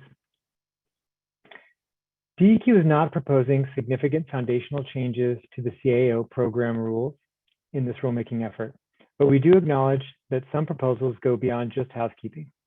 These are updates that are informed by our experience thus far with implementation. In general, we have proposed changes to reduce confusion, close unintended gaps, and improve the efficiency of the CAO risk assessment process. As noted previously, DEQ met a total of 5 times with the Rules Advisory Committee in order to ensure that the committee members had sufficient time to both review the proposals and to provide valuable feedback. We considered comments carefully from the perspective of providing certainty, reducing inefficiencies, and addressing resource limitations, both DEQ's and sources. DEQ revised a number of the original proposals to address concerns from all perspectives present on the committee. Next slide. The first proposal I'd like to discuss is related to the definition of a new source in the CAO program. This program distinguishes between new and existing sources in order to determine the compliance risk values that apply to either source type. That is, new sources are required to comply with more stringent risk action levels. Animate, please. There you go. Rule adoption date is the primary driver for defining a source in the CAO program. Indicated on the slide, we can see that if a source commenced constructing or submitted a complete application before the rule adoption date, it is determined to be an existing source. Currently, a new source is defined in rule as a source that does not meet those criteria.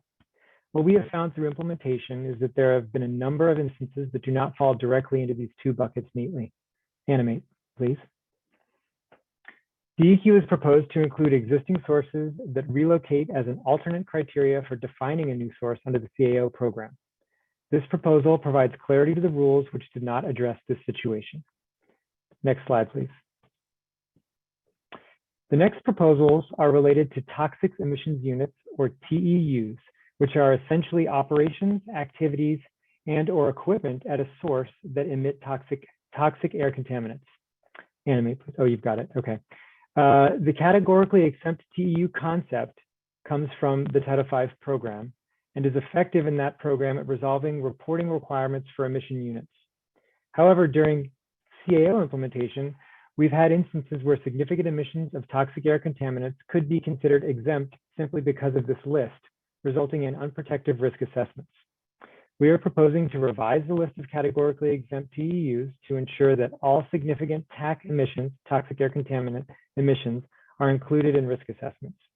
I would like to note that removal of an activity type from this list does not necessarily mean an activity must be included in the risk assessment. Rather, it means that a source would need to provide information to DEQ demonstrating that it meets the criteria of an exempt TEU.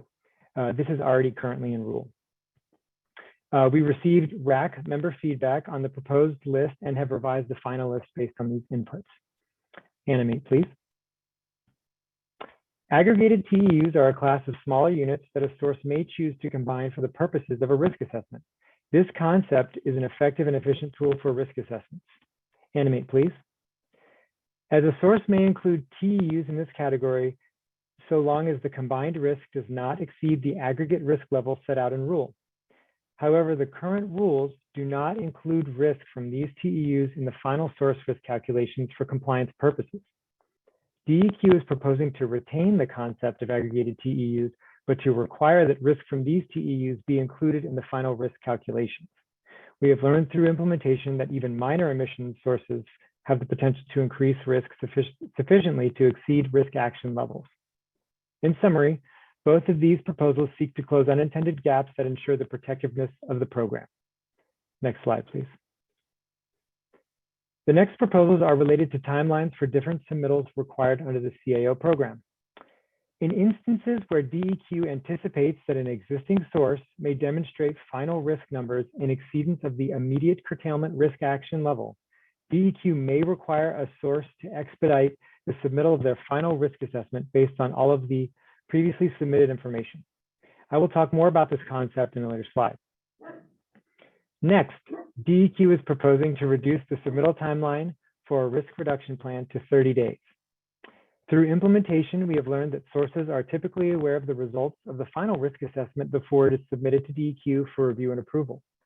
DEQ feels this proposal provides sufficient time for a source to develop a risk reduction plan for review and approval by DEQ. These two proposals are meant to provide efficiencies for the program to reduce risk when it exceeds the risk reduction risk action level. And finally, DEQ is proposing to clarify the responsibility of a source to provide information on zoning or land use changes that may increase the risk near a source by instituting a 60-day timeline for submittal after such, a 60-day notification timeline after such a change is made. In summary, these proposals create efficiencies and provide clarity. Next slide, please. The next proposal is related to requirements for existing sources making major modifications at their facility. Currently, the rules require sources making changes that trigger federal major new source review or state type A new source review to perform a risk assessment before the modification can be approved. Through implementation, we have learned a couple of key points related to these types of modifications and how they relate to the Clean Air Oregon program. First, in many instances, new source review, either federal or state, is triggered by criteria pollutant emissions and may not be related to significant increases in emissions of toxic air contaminants. And second, there are two types of state new source review, type A and type B, with type B being triggered by lower emission increases than type A at a source. However, in some cases, these smaller modifications may lead to emissions of toxic air contaminants that could present a public health concern. Therefore, DEQ is proposing to include type B new source modifications in addition to federal and state type A as modifications that trigger requirements for existing sources under Cleaner Air Oregon. Animate, please. However, we are proposing to revise the requirement that a source perform a full risk assessment prior to approval of the modification to only providing an emissions inventory addressing the proposed changes prior to approval of that modification. These proposals address unintended gaps as well as provide efficiencies for sources proposing these types of major modifications at their facility. Next slide, please.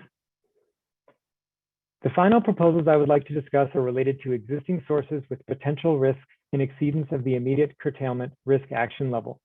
This is the highest risk action level for existing sources in the Clean Air Oregon program. The current rules require that if DEQ approves a risk assessment for an existing source that demonstrates risk levels in exceedance of the immediate curtailment risk action level, that source is then required to submit a report by no later than 7 days after approval of the risk assessment. This report is required to provide the steps the source will take to reduce risk to at or below the immediate curtailment risk action level. However, there are currently no provisions in rule specifying either what information is required in the report or any timelines associated with implementation of this plan by the source to reduce risk. DEQ is proposing a few updates related to the requirements for sources at these risk levels. First, an expedited timeline for submittal of either the risk assessment or sufficient information demonstrating that risk levels will not exceed this risk action level in the forthcoming risk assessment. We have proposed timelines of either 15 days for acute risks or 30 days for chronic and cancer risks. Next, we have proposed a number of requirements to be included in the immediate curtailment risk reduction plan that must be submitted 7 days after approval of a risk assessment with risk levels exceeding the immediate curtailment risk action level. Finally, we have proposed a timeline for full implementation of the immediate curtailment risk reduction plan of 10 days. These proposals will clarify requirements for immediate curtailment risk reduction plans and seek to find efficiencies in cases where DEQ anticipates extreme risk at a source. Next slide, please. I will now turn it back over to Keith Johnson, the Clean Air Oregon Program Manager, to present the fiscal impact of the proposed rule changes and summarize the public comment received and DEQ's response to it. Thank you, JR. As required by all rulemaking, DEQ performed a fiscal impact assessment of the proposed rules. DEQ also convened a fiscal advisory committee to review and discuss these findings and consider comments from. DEQ held this meeting in May prior to initiating public comment. Next slide. The main takeaways from DEQ's fiscal impact findings are that there are no anticipated fiscal impacts to businesses from the rule changes proposed under Objective 1, the creation of Division 247 and the removal of safety net rule language from Division 246, or from the rule changes proposed under Objective 2 to strengthen the update process for health risk standards. There could be significant impacts, fiscal impacts for a limited number of sources, including small businesses, from the rule changes proposed under Objective 3 to clarify and address inefficiencies in Division 245.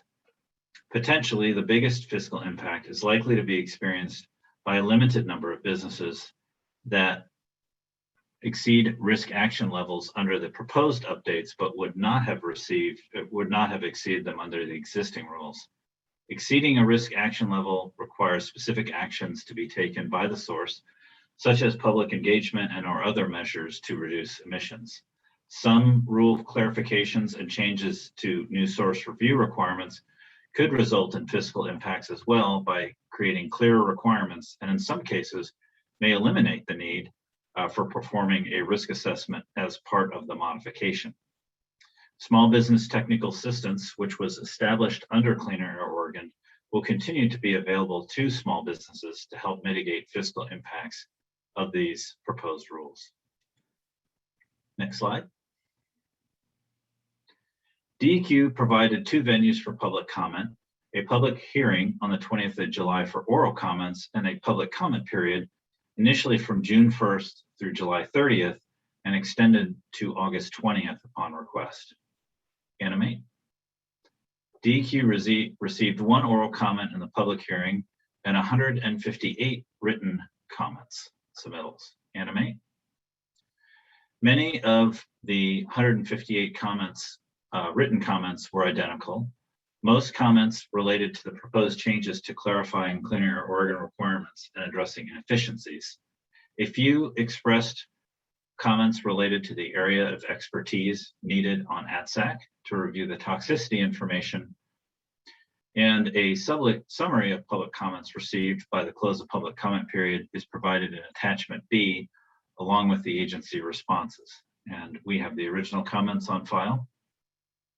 Next slide. DEQ made 4 material changes to the proposed Clean Air Oregon rules based upon the submitted public comments. We also made 1 other administrative revision not mentioned on the slide. Animate. Changes were made to Division 245 submittal requirements to allow a source to provide revised submittal data, which we call an emissions inventory, that demonstrates the source does not pose risks that exceed the immediate curtailment route and would not require an expedited timeline for risk assessment submittal. Changes were made to Division 245 reporting requirements to add a specific geographic boundary of 1.5 kilometers around a source for changes to zoning that could increase risk. The addition of portable and stationary to the Division 245 applicability section has been removed to maintain clarity that Clean Air Oregon provisions apply to sources that are as defined in Division 200. Language was added to the proposed definition of new source to exclude existing permitted portable sources in order to further clarify program applicability to those portable sources.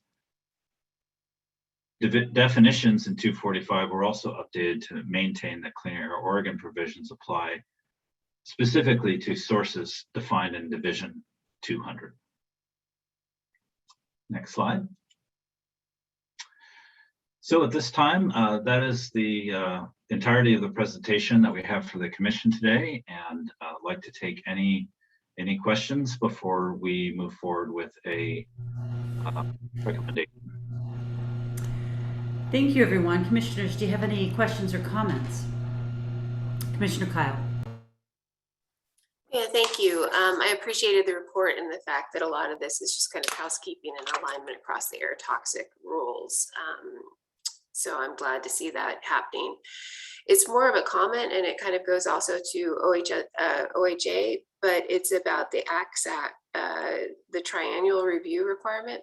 And it's more of a comment that that's a pretty hefty bar to review scientific discovery every 3 years.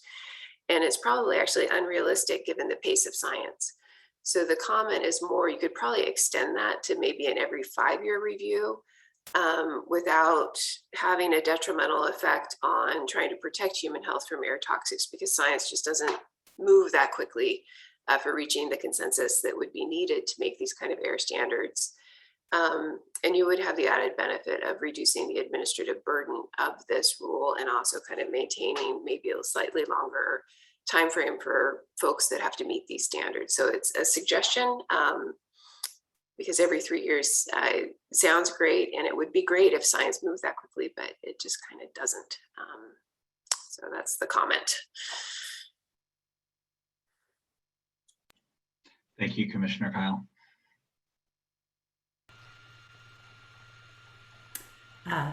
Ali. Yeah, thank you, Commissioner Kyle, Chair George. So that's also consistent with how Clean Air Act reviews the National Ambient Air Quality Standards. I think that's a really sound advice, and we'll take that into consideration. So thank you for that. Vice Chair Barrasso. Thank you. Oh, I muted myself. Going back to the ATSAC and sort of the revision or the added, the focusing or adding specializations to their roles. I just want to be clear that you're not expecting each individual to have one of those roles. You can expect individuals to carry some of those specializations across them. I'm just thinking about what it means in binding ourselves to finding individuals in each of those, but just for clarity that it isn't an individual can bring multiple specializations, and that they need to span those.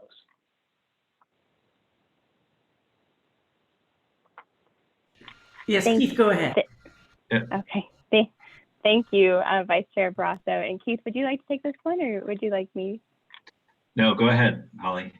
Thank you. Okay, awesome. So our intention is definitely not to exclude anybody that would have multiple expertise to offer, but we really want to make sure that we're capturing that toxicology and chemistry and epidemiology expertise that we would need members to have to review some of these toxicological profiles that come in from our authoritative sources. But definitely if somebody had other skill sets, we'd be looking for them, especially on that priority subspecialization list. So we definitely would be looking for that in our process. So hopefully that answers your question. I trust you'll find. And Keith, do you have a follow-up? Yeah, thank you, Chair George and Commissioner Barrasso. I would just add also some of that list was informed a little bit by our experience in the hazard index rulemaking, where we did have an advisory technical advisory committee and found that some of the expertise and the depth of conversation around those toxicology matters was required an awful lot of experience and education. So that's something we paid attention to as well.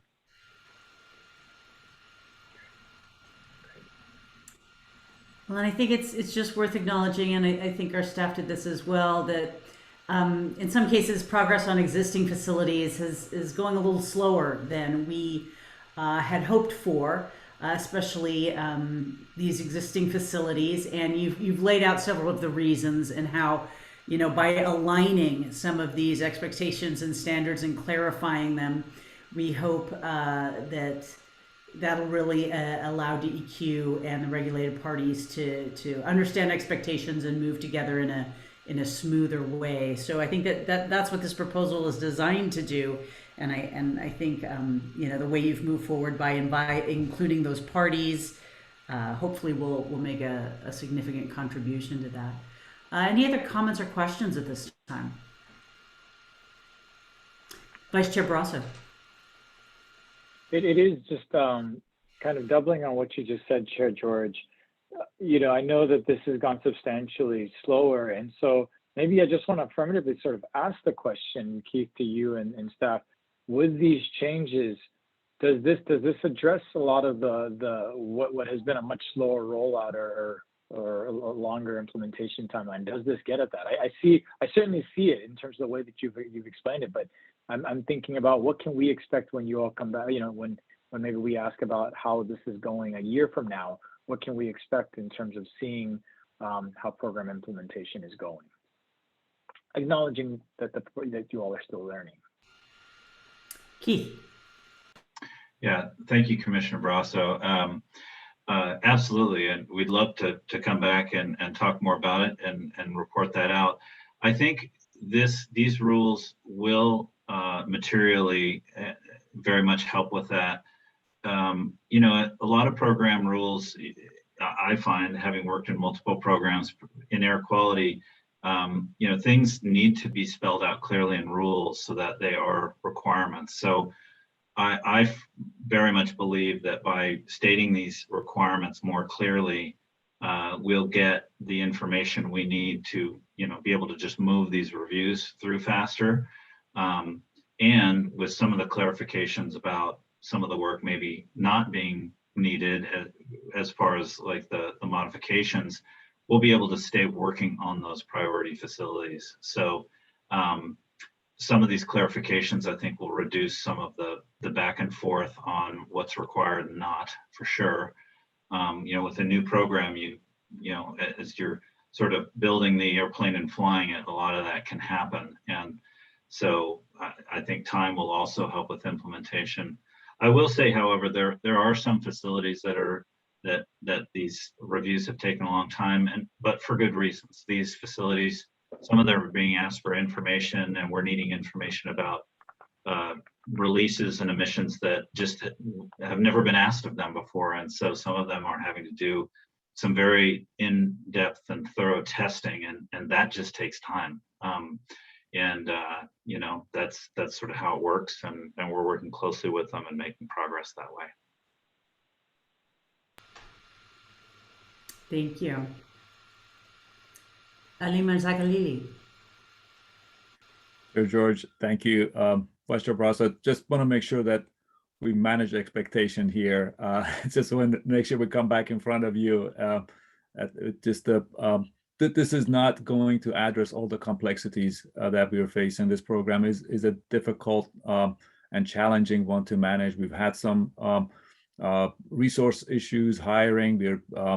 Keith is hiring more staff to address that. So it's not a single thing. This streamlining and smoothing out some of the bumps on the road will help, but it's not going to all of a sudden, you know, put us in a fast lane. So I just want to make sure that, you know, that we don't set a, you know, don't say this was not what was stopping us, you know, primarily. There are a number of other issues that we need to address, and we'll be in front of you again, and hopefully have more progress to report, and that is our intent. Thank you.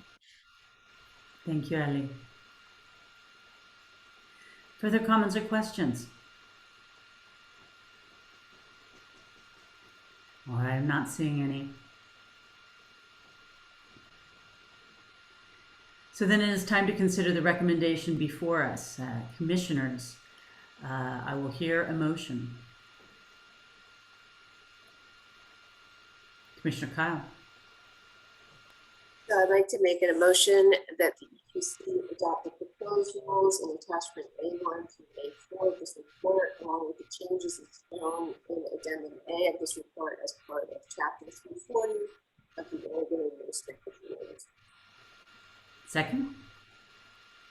I second. Motion's been made and seconded. All those in favor signify by saying aye. Aye. Aye. Aye. With none opposed, the motion passes. Thank you, everyone.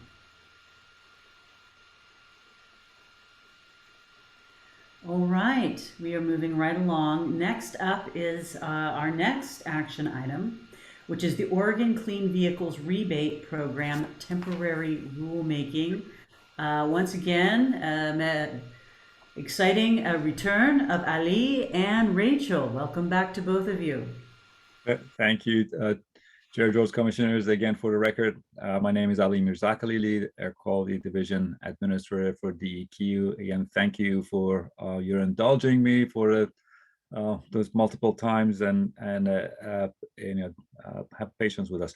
But next on the record is that, as you heard earlier during the Clean Truck Rule presentation, the largest emitters of greenhouse gas emissions in Oregon is our transportation sector, at almost 40% of total emissions. Over half of those emissions come from passenger cars and light-duty vehicles.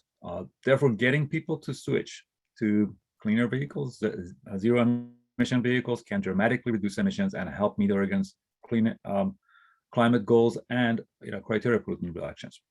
Manufacturers are continuing to make new electric vehicles, and we are seeing a rapid transformation of the auto industry. We are now seeing mainstream auto manufacturers announcing plans to fully electrify the models they offer for sale. The state also recognizes the importance of getting people in electric vehicles. Our electric vehicle rebate program helps incentivize people into purchasing or leasing electric vehicles. This program aligns with our overall goal to address greenhouse gas emissions and the governor's goal to have 250,000 registered vehicles by 2025. We are happy to note the program has been incredibly successful, with over $38 million in rebate dollars distributed and 16,000 rebates issued. And also, we are second in the nation in terms of percentage of zero-emission vehicle sales. We are right behind California. So we're now looking to focus more on getting low and moderate income households to participate in the program. Recent legislative changes made adjustment to increase accessibility for these communities, and we are bringing these temporary rules for you to, for consideration, so we can implement those rebates as soon as we can in January. So with that, I'm going to turn it over to Rachel to walk you through the rule. Rachel. Great. Thank you, Ali, and good afternoon, members of the Commission. As mentioned earlier, my name is Rachel Sakata, and I'm an Air Quality Planner and Program Manager for the Oregon Clean Vehicle Rebate Program. So I'm here to talk about the temporary rules for the Oc Vrp, as we call it, which are before you as a result of recent legislative changes to the program. So if we can go to the next slide. So as you've heard from me before, the program was created back in 2017 by the Oregon legislature, and it directed DEQ to create and implement an electric vehicle rebate program. As Ali mentioned, the program also aligns with the governor's goal of having 250,000 registered vehicles by 2025. And one key component for us reaching this goal is the implementation of the electric vehicle rebate program. The Commission took action in May of 2018 by adopting rules to implement the program. And then by December 2018, DEQ started issuing rebates to eligible electric vehicle purchasers. Just for some additional background, funding for the program is generated via a tax imposed on car dealers for the privilege of selling a motor vehicle. And we currently receive $12 million a year for the program. If you could go to the next slide. So since the initial legislation in 2017, there have been subsequent legislative changes to the program, each time the EQC adopted rule amendments incorporating these updates as highlighted here. More recently, the 2021 legislative session passed House Bill 2165, which requires further changes to the program, specifically to the charge ahead rebate, which is focused on low and moderate income households. And we're bringing these temporary rules before you for immediate action as the legislative changes go into effect on January 1st of 2022 and has a direct impact on implementation of the program. Next slide, please. So again, for background, there are two components to Oregon's electric vehicle rebate program. We have standard rebates and charge ahead rebates. So under the standard rebates, as you see here, these rebates are offered to any Oregonian for the purchase or lease of any new battery electric or plug-in hybrid electric vehicle or electric motorcycle. The rebate amount is tiered depending upon the battery capacity of the vehicle. And there are a few other conditions to be eligible for the rebate, which include that the vehicle must have a manufacturer's suggested retail price of less than $50,000, and the purchasers must register the car in Oregon and maintain registration for at least 24 months. Next slide, please. The second element is an income-based incentive, which we call the charge ahead rebate. And this $2,500 rebate is available to low and moderate income households who purchase or lease a new or used electric vehicle.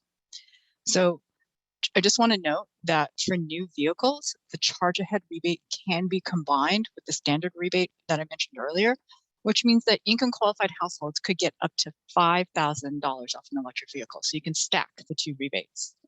And basically the same conditions apply for charge ahead rebates, which include that the original MSRP price has to be below $50,000. You have to register a car in Oregon and maintain registration for 24 months. And also that the vehicles must be purchased from a licensed auto dealer, which also includes the used electric vehicles. If we go to the next slide, please. So there's another component of the charge ahead program that I want to mention, which is the provision that ensures a certain percentage of funding is dedicated to charge ahead rebates.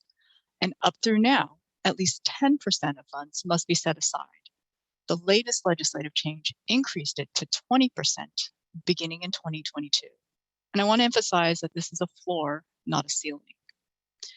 The charge ahead rebate also increases the market for used EVs, since the rebate can be applied to the purchase of used electric vehicles. And so as many of the new cars come off lease, it increases the market for used EVs that could be available for the rebate. Next slide, please. Now I want to highlight the proposed temporary rule changes. The legislature revised the amount a charge ahead rebate recipient could receive. So as I mentioned earlier, currently a charge ahead rebate recipient gets $2,500, which is the maximum amount allowed under the existing legislation. The new legislation increased the maximum allowable amount from $2,500 to $5,000. In this temporary rule, we are recommending that the EQC adopt the maximum rebate amount, which would be available to any eligible charge ahead rebate recipient who purchases or leases a car on or after January 1st of 2022. It means that a charge ahead rebate recipient would receive $5,000 for the purchase or lease of a used vehicle. And if they're purchasing a new vehicle, they can then stack their rebate with the standard rebate to receive up to $7,500. And, as I mentioned, we're establishing the effective date of January 1st to make it consistent with when the legislation authorizing this goes into effect. We believe that the higher charge ahead rebate amount ensures that we're able to achieve the legislative directive of ensuring that at least 20% of program funds are allocated to charge ahead recipients. It also helps provide an opportunity to make EV purchases more achievable for low and moderate income households, while ensuring that these affected communities are not left out of the opportunity to become part of an electric vehicle future. Next slide, please. So another change in the proposed temporary rules involves simplifying the income thresholds for qualifying charge ahead rebate recipients. The legislature set a threshold of households needing to be under 400% of the federal poverty guidelines. And basically this provides one standard calculator to measure all rebate applicants across the state, simplifying how applicant income is analyzed. The rules also allow low-income service providers to apply for the charge ahead rebate. Under the current provisions of the program, only low and moderate income individuals are allowed to apply. And we're defining low-income service provider to mean an organization that provides health, dental, social, financial, energy conservation, or other assistive services to low or moderate income households in Oregon. This definition is aligned with the statute. We're also stipulating that providers must be registered as a 501c3 organization based in Oregon or have an Oregon-based affiliate at the time the eligible vehicle is purchased or leased. And this basically ensures that the cars will be utilized for Oregonians. Next slide, please. Another legislative change to the program involves raising the MSRP cap for hydrogen fuel cell vehicles. Fuel cell vehicles are typically more expensive than battery electric vehicles. Rachel. Sure. Vice Chair Barrasso. Thank you, Chair George. Rachel, if you don't mind, sorry, if you can go back to the slide before. This criteria around for low-income service providers and being those that are potentially servicing those that are low and moderate income, is that a legislative, does that come from the legislature in terms of that, that inclusion? Vice Chair Barrasso, yes. So it is a legislative change to include low-income service providers as well as the definition that I cited. The part that is not stipulated in the statute is that they have to be a 501c3 organization. That is something that we are including to just help us implement this. Got it. I appreciate that addition. I'm sharing this now, and I want to, I know this is the temporary rules. And we'll come back to the permanent rules later, but understanding, I always, depending on sort of how well this is used on, I always get, a flag always goes up when we talk about moderate income because of just how that can expand the envelope of folks, not to say that isn't important, but just to understand sort of what is the demand for this rebate and for that particular sector. So it may be moot because we're talking about low-income service providers and not necessarily households. But it's something I'll come back to. I just wanted to flag that that's something I'm thinking about. Okay, thank you. All right, so let's see here. So I'll just back up a little bit again. And thank you for the question. So as I was mentioning, one of the legislative changes involves raising the MSRP cap for the hydrogen fuel cell vehicles. And fuel cell vehicles are typically more expensive than the battery electric vehicles. So this basically increases vehicle choices for our program. Another thing that the legislature did is they lifted the sunset date for the program, which was January 1st of 2024. So the proposed rules reflect that change. And I just had to throw a little confetti in there because it was, a big moment. So if we can go to the next slide, please. So as I've mentioned, if the EQC adopts these temporary rules, they would become effective January 1st of 2022 in line with the legislative effective date. Additionally, we're also undertaking a permanent rulemaking. And so we have a Rule Advisory Committee meeting this week to discuss the rules. And included in that discussion will be any further program modifications to ensure the ease of low-income providers applying for the rebate. And we also want to discuss other implementation items under consideration, such as a pre-qualification program for charge ahead rebate recipients. And this would allow charge ahead applicants to get income verified before making their purchase. And then they would then receive a pre-qualification voucher, which could be provided to any participating dealer to have the rebate applied at the time of purchase or lease. And this is a significant savings of up to $5,000 to $7,500 if this rule is adopted, that can be immediately deducted from the price of the vehicle. And, our plan is to bring these permanent rules before you at the March 2022 EQC meeting. So next slide, please. So we also wanted to give you a program update. As you know, it's always the original intent to have a contractor administer the rebates and market and publicize the program. The Center for Sustainable Energy has been processing applications for the program since 2020. In April of this year, they also launched an online platform allowing individuals and dealers who offer rebates at the point of sale to apply online and check their application status. We also want to note the success of the program, as Ollie mentioned earlier. We've issued over 16,000 rebates for a total of over $38 million over the lifetime of the program. And I want to note that over at 12% of the total rebates have gone to charge ahead. So we've definitely met our goal of at least 10% going to charge ahead rebate recipients. We also want to note that given the current participation rate, we anticipate program funds could be oversubscribed in late 2022.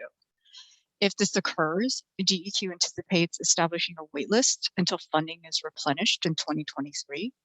And while having to establish a waitlist for some rebate applicants is something we'll have to manage and track, overall, this is a good problem to have for the program.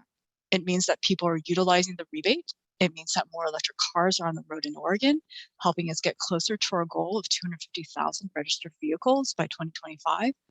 And this is also borne out, as Ollie mentioned, by the fact that we have the second highest percentage of electric vehicle sales in the nation, behind California. And so, as I mentioned, we're convening an advisory committee to discuss the rebate amounts for the permanent rulemaking.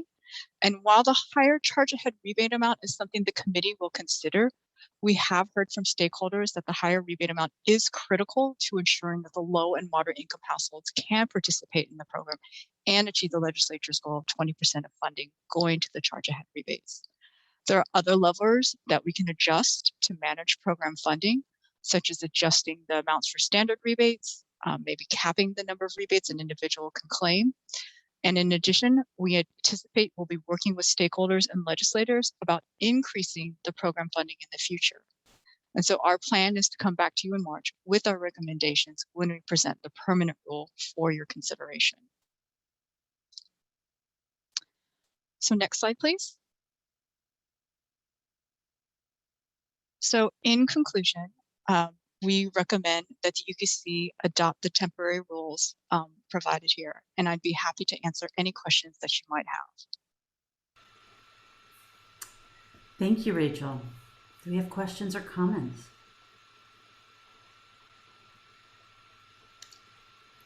Well, I think you guys covered it quite thoroughly. Vice Chair Barrasso.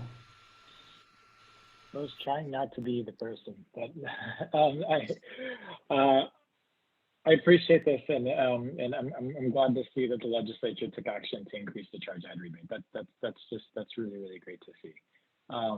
I do have questions around just the projections you made that the program will be oversubscribed in the future, and how you all are thinking about structuring that such that the charge ahead rebate, such that those that are qualifying under charge ahead rebate could get priority, and I don't know the implications of that, but it's something I hope that you all will be discussing with your stakeholder groups as you think about as you come back to make these rules permanent.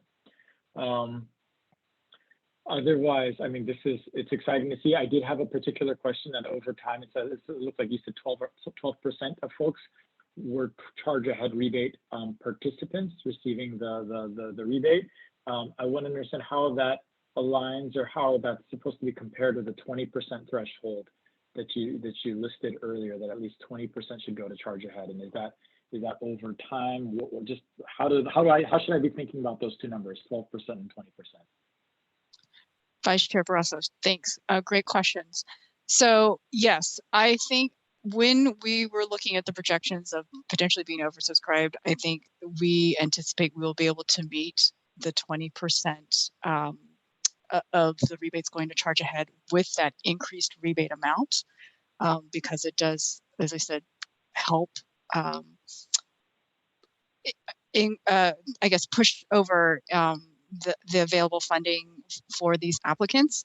Again, I would love to see the charge ahead rebate participation and the funding for these to be above 20%, even higher than that.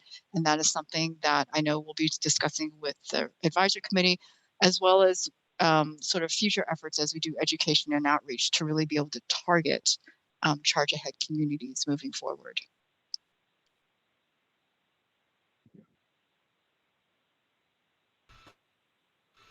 Ali? Thank you, Chair George. Vice Chair Barraza. Great question. And as you know, as Rachel mentioned, the education outreach component of this, we've been, because of COVID restrictions, we have not really been active in that area, and we'll be taking that up and targeting essentially the charge ahead market and trying to get this increase our meet the target and exceed the 20%. We will be looking for policy input from you in terms of how to address the oversubscription. As you pointed out, there are a number of levers we could pull here to manage the funds. Is it waiting list and having, it's going to be at some point, a waiting list is going to be a year or longer. For someone that's going to cause some unhappiness. And how do we do that? Do we lower the rebate and try to meet more of a demand? Do we, and how would the infrastructure with additional federal contribution helps? We have a goal of increasing the sales, and if that's combined with other incentives, we can lower it. We can meet those objectives by lower rebates. That may be a projection that we bring to you as a policy option. So, we don't know. So we're looking forward to that analysis and bringing you that in the future. Thank you, Commissioner Kyle. Yeah, I had one question, which was just kind of clarification. So the temporary rule that we're doing here, what is the timeline for when it would have to either be revised into permanent rule or fade away? So Commissioner Kyle, these temporary rules would go into effect January 1st of 2022. And so with any temporary rules, they're effective for 180 days. And so our goal is to bring a permanent rulemaking to you before that 180 days expires, which is why we're targeting the March EQC meeting date. Okay. Thank you for that. Mm-hmm. And then the other question and comment is kind of, it's really wonderful that this program has been successful, and it does look like there's going to be more demand than the funds available. I agree that that's a good problem to have. My question then is more along the lines of, though, how will that be managed? So the wait list aspect, and I realize we don't need to put you on the spot right now, since there will be coming back with permanent rules as this solution gets worked out. But it is going to be important to make sure that this is a sustainable program. Commissioner Kyle, exactly. And that's something that we'll be bringing up with our advisory committee about, how to proceed with this anticipated oversubscribing occurring next year. And so one of those things is, do we institute a wait list, or do we, as Vice Chair Barraza mentioned, do we prioritize charge ahead? What are the different mechanisms that we can look at to sort of address this potential problem, as I put it, of having too many people be interested in the program and managing that. Other states who have run out of funding have instituted wait lists, and so we definitely have that model to work off of. And so, like I said, there are a number of different ways we can look at it.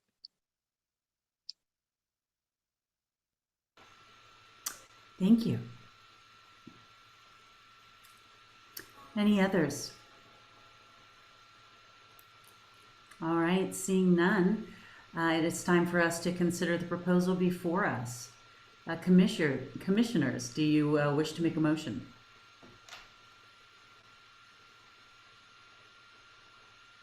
Vice Chair Barraza. I make a motion that the Commission determine that failure to act promptly would result in serious prejudice to the public interest or the interest of the parties concerned, as provided under the justification section for the staff report for this item, and that we adopt temporary rule amendments as shown in attachment A of the staff report for this item as part of Chapter 340 of the Oregon Administrative Rules to be effective beginning January 1st, 2022. Do we have a second? This is Commissioner Kyle. I second that. Motion's been made and seconded. All those in favor signify by saying aye. Aye. Aye. With none opposed, our motion carries. Thank you, everyone. Okay, it has been a busy day with a lot of action items underway. Thank you, everyone. We are due to take a short break, and then we will resume at 2:45 for the hazardous waste federal alignment rulemaking. And thank you, Chair George. This is Stephanie Caldera, your Commission Assistant. The recording will be paused while you break until 2:45 p.m. Great, thank you. Thank you.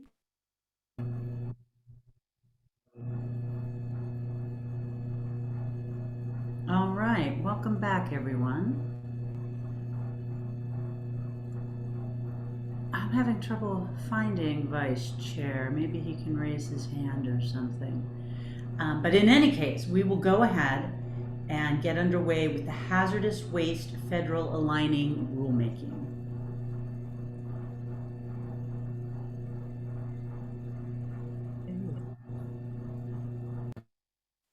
Good afternoon, Chair George, Vice Chair Barrasso, and Commissioner Kyle. Please let me know if I don't come through loud and clear, and I will try and fix it on my end. My name is Lydia Emer. I'm the Land Quality Division Administrator and have the privilege of introducing today's presentation. The U.S. Environmental Protection Agency authorizes the Oregon Department of Environmental Quality to operate the Federal Resource Conservation and Recovery Act, or RCRA's, hazardous waste program in lieu of EPA. State authorization is a rulemaking process where EPA delegates the primary responsibility of implementing the RCRA hazardous waste program to individual states. Authorized state RCRA programs must be at least as stringent as the federal program and are not required to adopt any rules that would make their programs less stringent than the existing federal requirements. This process ensures national consistency and minimum standards while providing flexibility to states in implementing rules. In order to retain this authority, we must periodically review and adopt new or amended federal rules to stay in alignment with the federal program. DEQ last updated its rules in July 2017. In that rulemaking, DEQ incorporated most federal rules enacted through June 30, 2015. Today, we are proposing updates that align our current hazardous waste rules with federal changes made after June 2015. This alignment is required in order to request continued authorization to operate Oregon's RCRA hazardous waste program in lieu of EPA. As we walk through each proposed rule, we will identify which are mandatory adoptions that are required to maintain our authorization, and where adoption is optional for the state to decide. We'll also highlight where we recommend adoption of the rule as written with no changes to federal language, and where we propose to modify through state-only amendments. While we're bringing forward many rule updates, our analysis has determined that there will be a low fiscal impact for Oregon's regulated facilities and communities while ensuring environmental protections are enhanced. We will provide you with context on decisions other states have made. Additionally, we are also proposing changes to Division 12 enforcement rules to ensure fair and appropriate civil penalties for non-compliance with the updated rules. Deep thanks to the many people throughout our statewide hazardous program who contributed expertise, tenacity, and collaboration to get us to this point in the rulemaking process. I'll now hand the presentation over to Killian. Thank you, Lydia. May I have the next slide, please? Good afternoon, Chair George, Vice Chair Barrasso, and Commissioner Kyle. My name is Killian Condon. I'm a hazardous waste inspector in the Western region, and I'm presenting Oregon's proposed adoption of 9 federal hazardous waste rules for your consideration. Of these 9 rules, we're required to adopt the top 5 on this slide. And of those 5, 3 address federal needs and are not administered by DEQ. And adoption of the remaining 4 are optional. I'll provide some background on each rule, and we have our experts available to answer your questions. Next slide. Next slide, please. Thank you. Division 12. So in addition to adopting federal rules, EPA also requires that we be able to enforce them. DEQ must have adequate enforcement authority in our state rules in order to maintain authorization to administer the hazardous waste program in lieu of EPA. DEQ assesses penalties according to Oregon Administrative Rules, Chapter 340, Division 12. And we're including revisions to Division 12 in this rulemaking to ensure DEQ can issue fair and appropriate civil penalties for non-compliance with these proposed federal rules. There are no additional requirements of the regulated community created through these revisions, and therefore no fiscal impact. And all proposed revisions to Division 12 rules are included in the rule revisions section at the end of the staff report. Next slide, please. The Generator Improvements Rule. The Generator Improvements Rule makes hazardous waste regulations easier to understand and provides greater flexibility in how hazardous waste is managed to better fit today's business operations. The rule will also protect Oregonians by improving hazardous waste management at facilities where it's generated, and the response capabilities of emergency responders by improving risk communication. This rule impacts anyone who generates hazardous waste, including large and small businesses, hospitals, military bases, and universities. And here's just one example of how the Generator Improvements Rule increases flexibility while still being protective. Military bases, medical clinics, universities, and big box stores often have smaller satellite sites that are considered very small quantity generators, which are minimally regulated facilities. And under the current rules, very small quantity generators would independently send this waste to a non-hazardous waste landfill.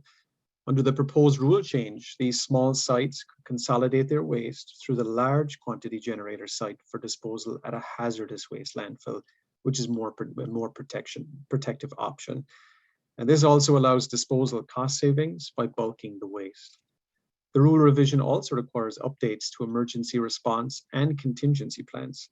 And large quantity generators must submit quick reference guides with key information to local responders for easy access during an emergency event.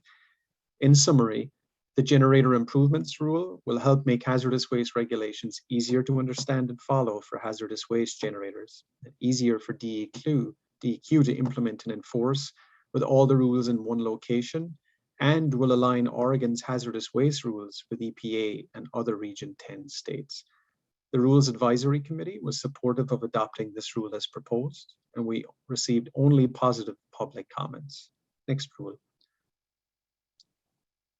Our next slide, thank you. The Pharmaceutical Rule. Compliance with hazardous waste regulations has been a challenge for healthcare facilities such as hospitals, doctors' offices, and pharmacies. And unlike a typical manufacturing facility that may generate a few hazardous waste streams in large quantities, a healthcare facility generates a wide variety of hazardous waste in smaller quantities. Many of these hazardous wastes are pharmaceuticals, and a healthcare facility may have thousands of different pharmaceutical products in inventory. Managing discarded pharmaceuticals can be challenging, as nurses, doctors, pharmacists, and other staff typically don't have the knowledge or the training to make a hazardous waste determination. And this has led to inconsistent compliance and periodic violations. To address this, the EPA established the management standards for hazardous waste pharmaceuticals rule. The rule establishes cost-saving, streamlined standards for handling hazardous waste pharmaceuticals to better fit the operations of the healthcare sector while maintaining protection of human health and the environment. In addition to helping the healthcare sector comply with hazardous waste regulations, the rule will make our drinking water and surface water safer and healthier by prohibiting these facilities from putting this waste down the drain. And this will help address the documented presence of pharmaceuticals in drinking and surface waters, as well as their negative impacts to aquatic and riparian ecosystems. Now, there is a provision of the pharmaceutical rule that we do not recommend adopting. And under the federal rule, long-term healthcare facilities with less than 20 beds are presumed to be very small quantity generators. And as you heard previously, those very small quantity generators of hazardous waste are not required to dispose of their hazardous waste at a hazardous waste landfill. DEQ feels that this presumption contradicts other generator rules and could lead to mismanagement and improper disposal of hazardous waste. DEQ thinks generators should be able to prove and always be cognizant of their generator status. And just because a facility is small, it doesn't mean it generates a small amount of hazardous waste. The Rules Advisory Committee supported adopting the pharmaceutical rule as proposed, and with one exception, we received positive public comments. We received a request from a member of the regulated community to include all 3 options for indicating how long hazardous waste pharmaceuticals have been accumulating on site, which the rule requires to be no more than 1 year. Initially, we proposed to limit those options to just 1, which was dating each container. And it was not DEQ's intention to create an undue burden on the healthcare facilities by limiting options. Rather, the intention was to easily confirm on-site compliance and be more time efficient and less disruptive to the generator. And at the prompting of the request, we reevaluated our stance to include all 3 options provided in the federal rule. And DEQ does not anticipate that allowing all 3 methods to prove the 1-year accumulation of these wastes will negatively impact human health or the environment. Next slide. The federally administered rules. These 3 rules are all required adoptions, and they're not administered by DEQ.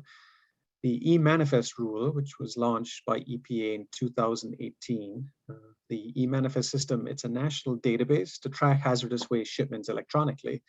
And this rule allows EPA to establish and revise user fees and to collect those fees to offset the costs of developing and operating the e-Manifest system.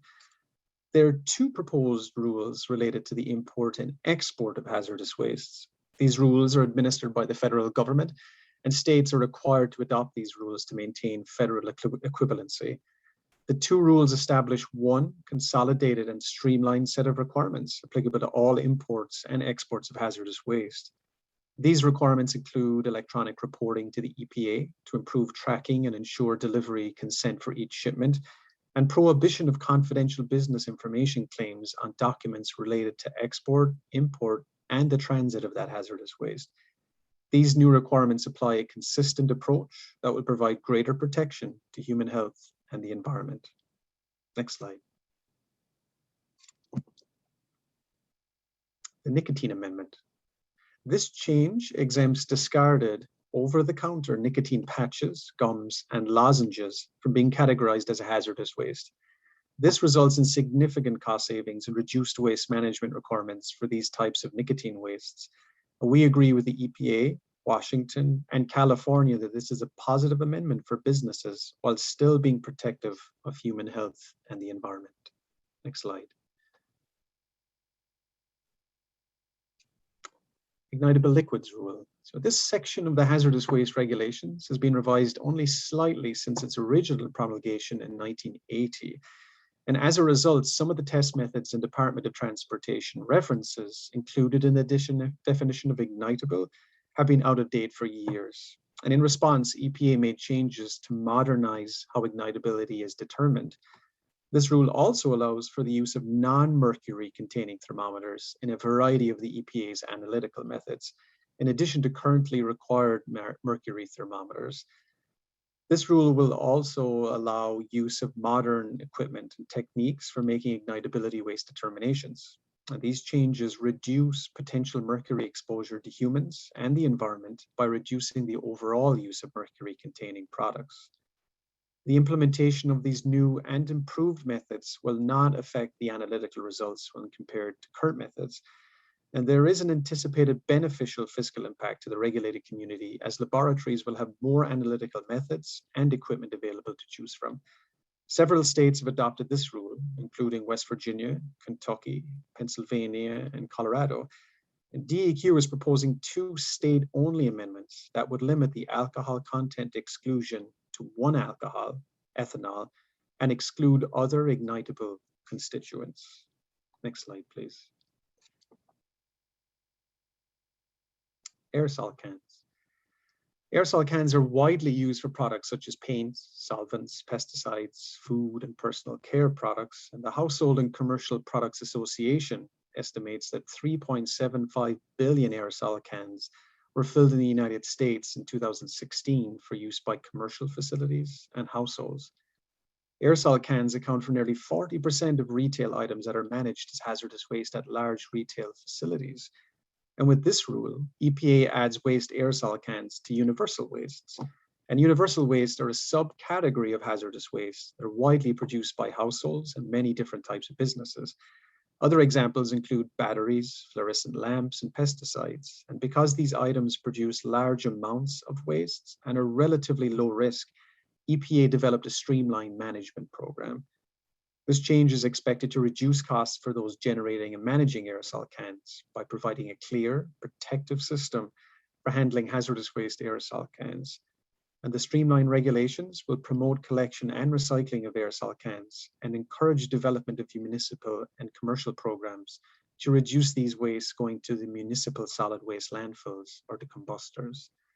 Georgia, Kentucky, Michigan, North Carolina, Pennsylvania have adopted this rule, and Washington State anticipates adoption. Next slide, please. The Safe Management of Recalled Airbags.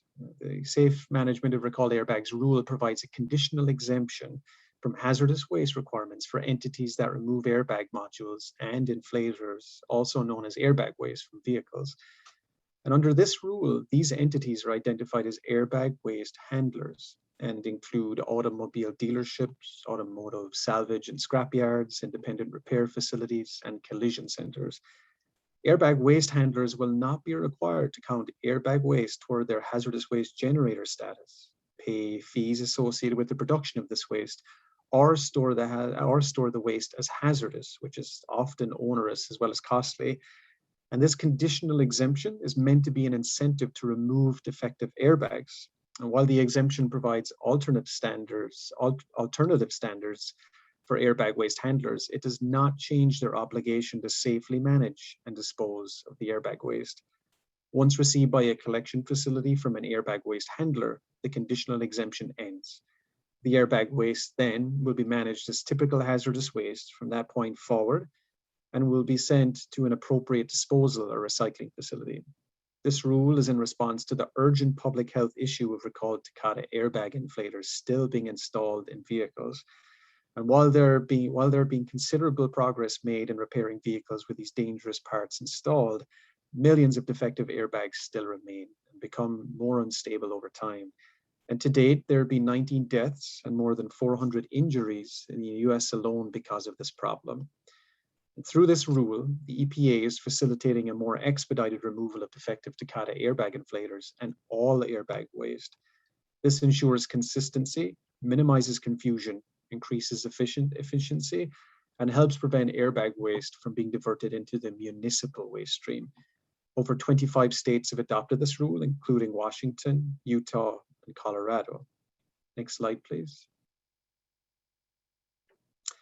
This slide shows a summary table of the federal hazardous waste rules that we are proposing for adoption.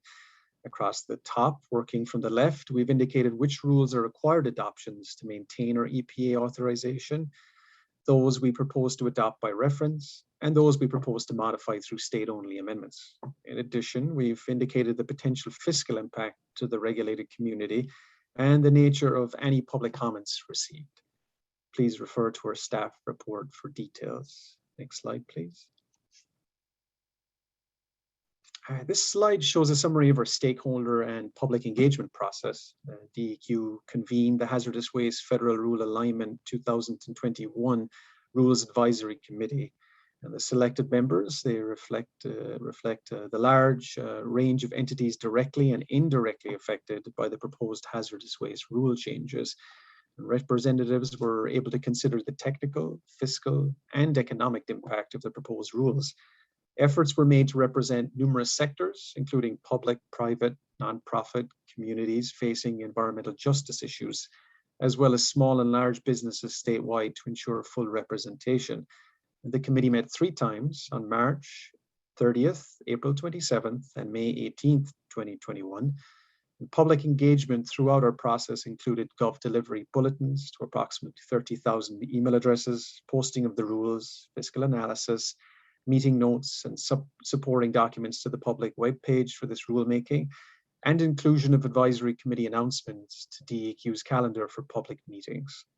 We opened a 30-day public comment period on June 29th and held 2 public hearings on August 4th and 5th.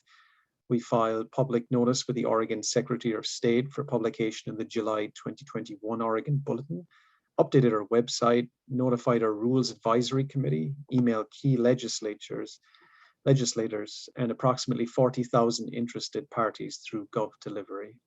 Next slide, please. This concludes our presentation to you today. We're available to answer any additional questions you might have at this time. Do we have questions or comments for the presenters?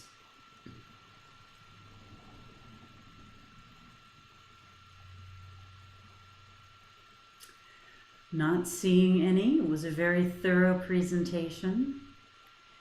Thank you to everyone. Well, if we do not have questions or comments, then we had better address the recommendation before us. Commissioners, I will entertain a motion.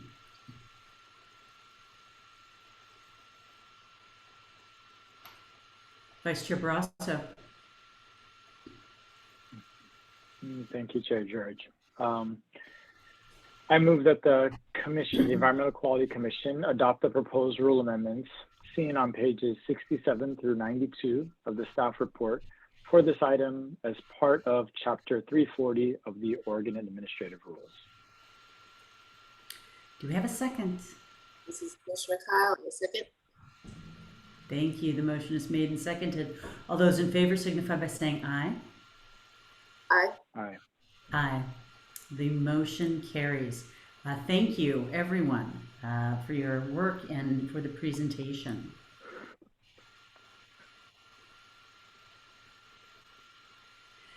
All right.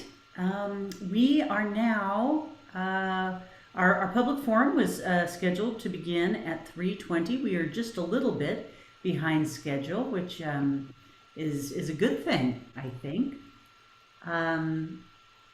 Stephanie, do you have some thoughts that you probably want to share with everyone as we get organized for the public forum?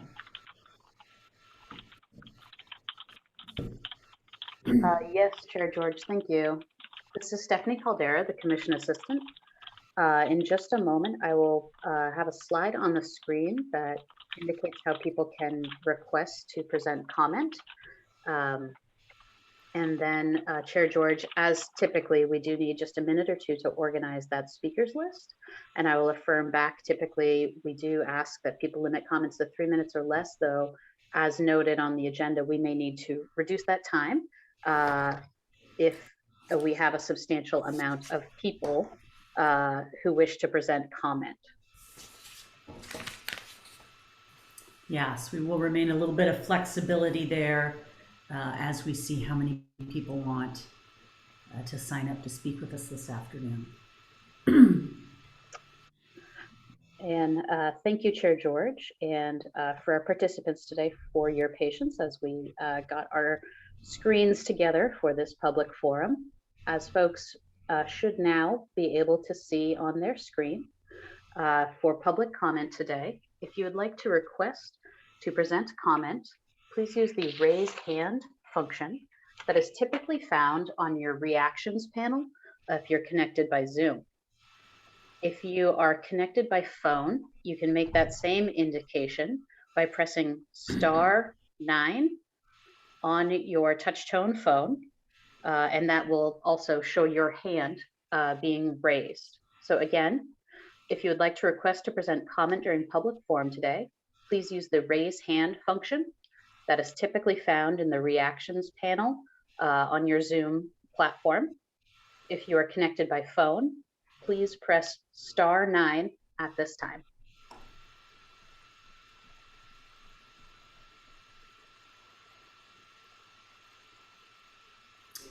And as Stephanie is counting up the folks who do wish to speak, I'll just remind everyone that we will move through the list as best we can, and Stephanie will introduce the next speaker. When your mic has been turned on, please do introduce yourself for the record. And we do appreciate absolutely everyone who comes to share their thoughts with us. And we also ask that we show, everyone who wants to speak the courtesy of following the directions. And that is to make sure that there's time for everybody to share their thoughts with the EQC. And thank you, Chair George. At this time, I have 5 people indicating a request to comment. And at your direction, we can begin. And I believe, Chair George, if it works for you and the commission, we would be able to allow up to the 3-minute limit based on the number of people who would like to comment today. Okay, let's proceed in that way. And we appreciate your spending your time with here today and sharing your thoughts. Let's begin. And thank you, Chair George. Our first speaker today is Michelle Palacios.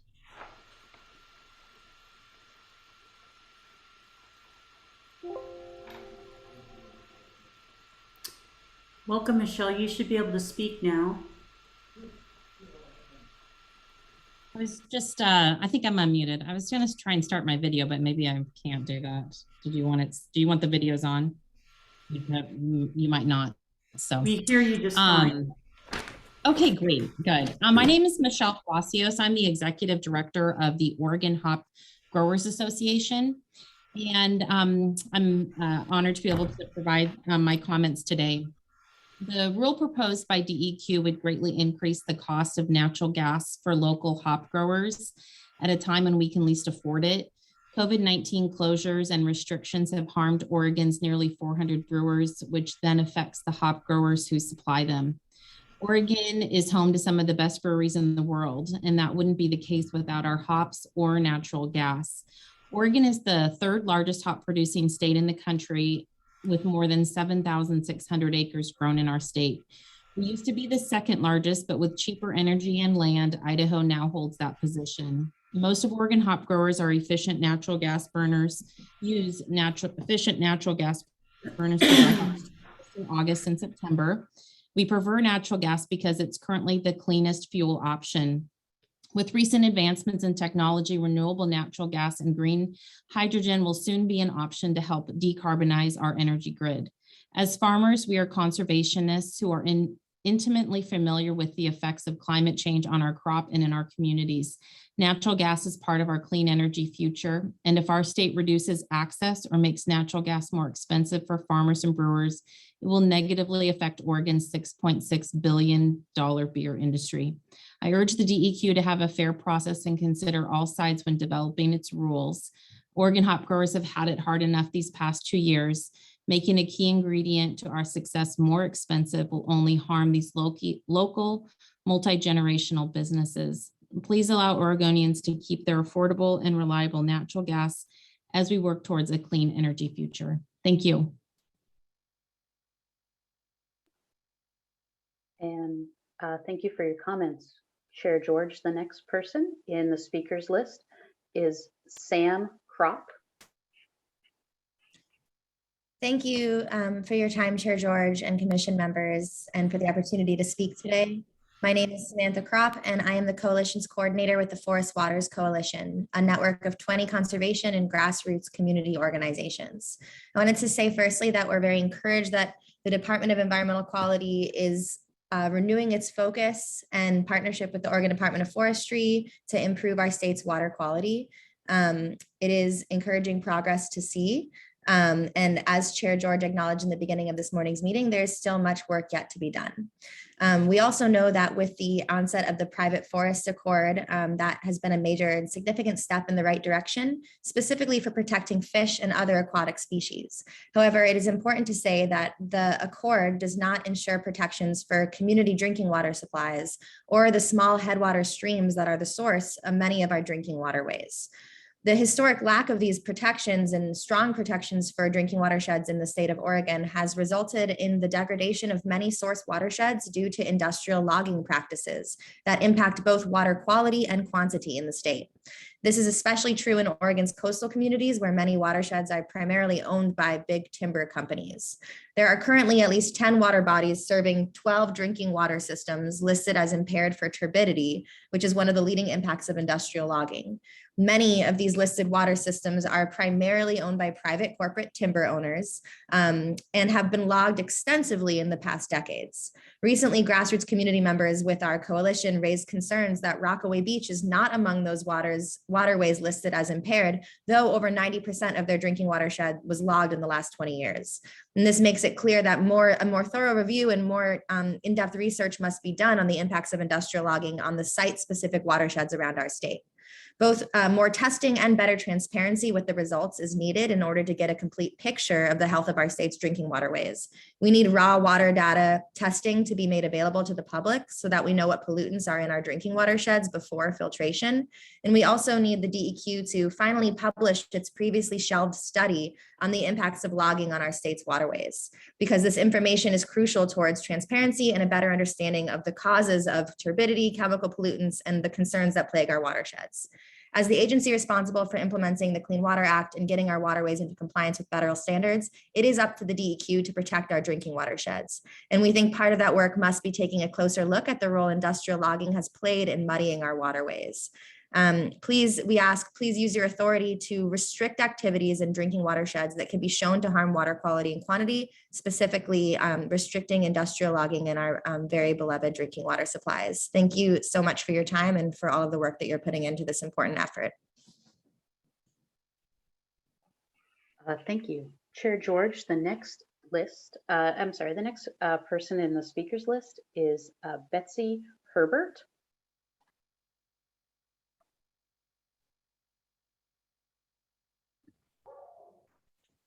Yes, thank you. Hold on a second here. Good afternoon. Thanks to the Environmental Quality Commission for taking my comments today. I'm Dr. Betsy Herbert, and I'm speaking on behalf of North Coast Communities for Watershed Protection. DEQ is charged with conducting source water assessments for community water systems in Oregon. Done at the watershed scale, these assessments identify both the potential contaminating sources to drinking water sources, as well as the vulnerability of the watershed to the contamination.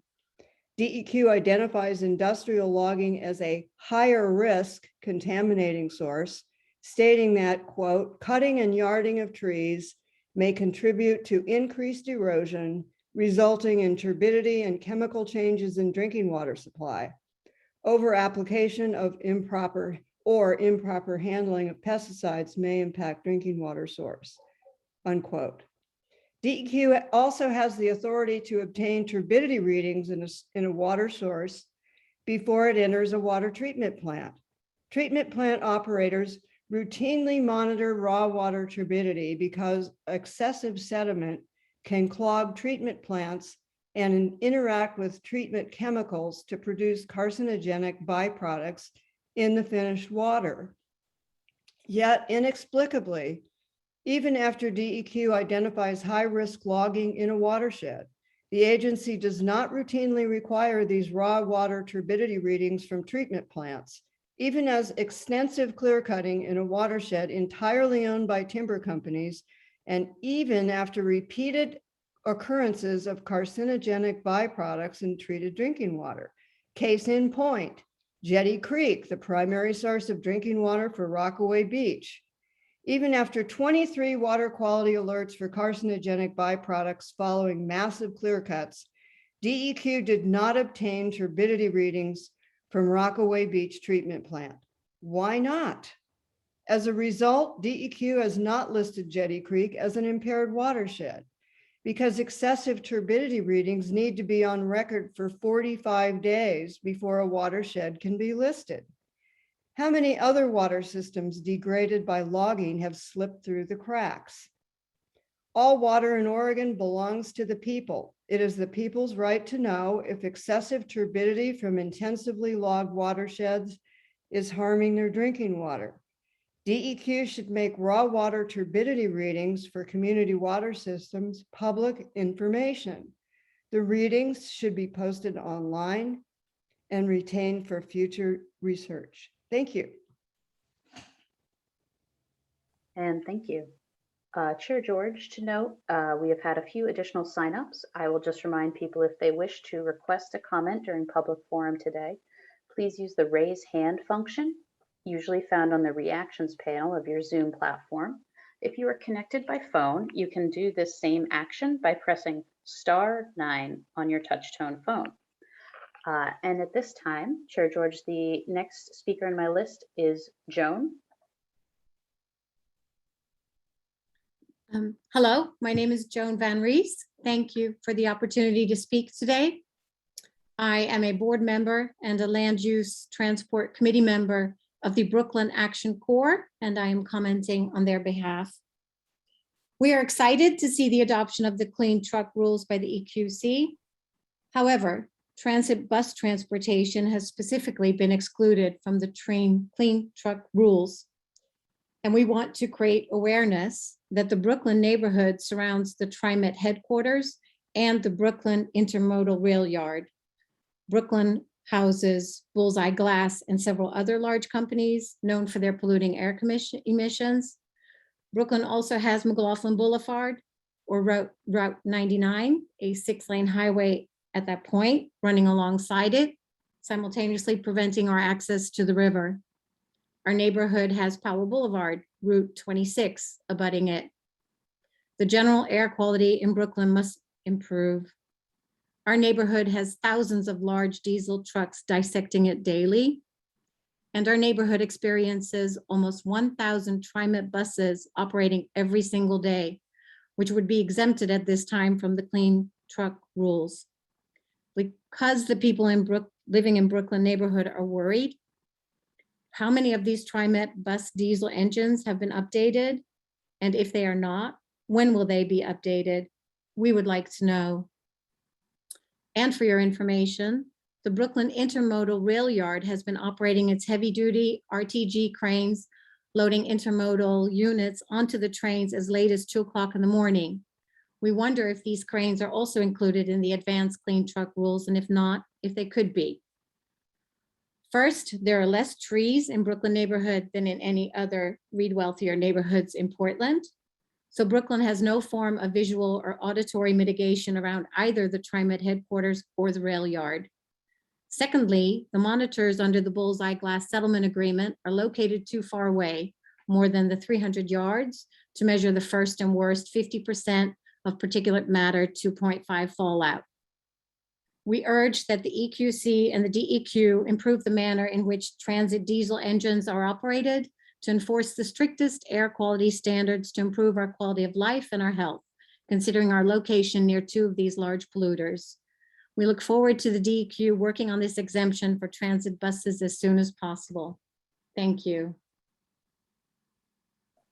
Thank you. The next person in the speakers list is Dale Feek.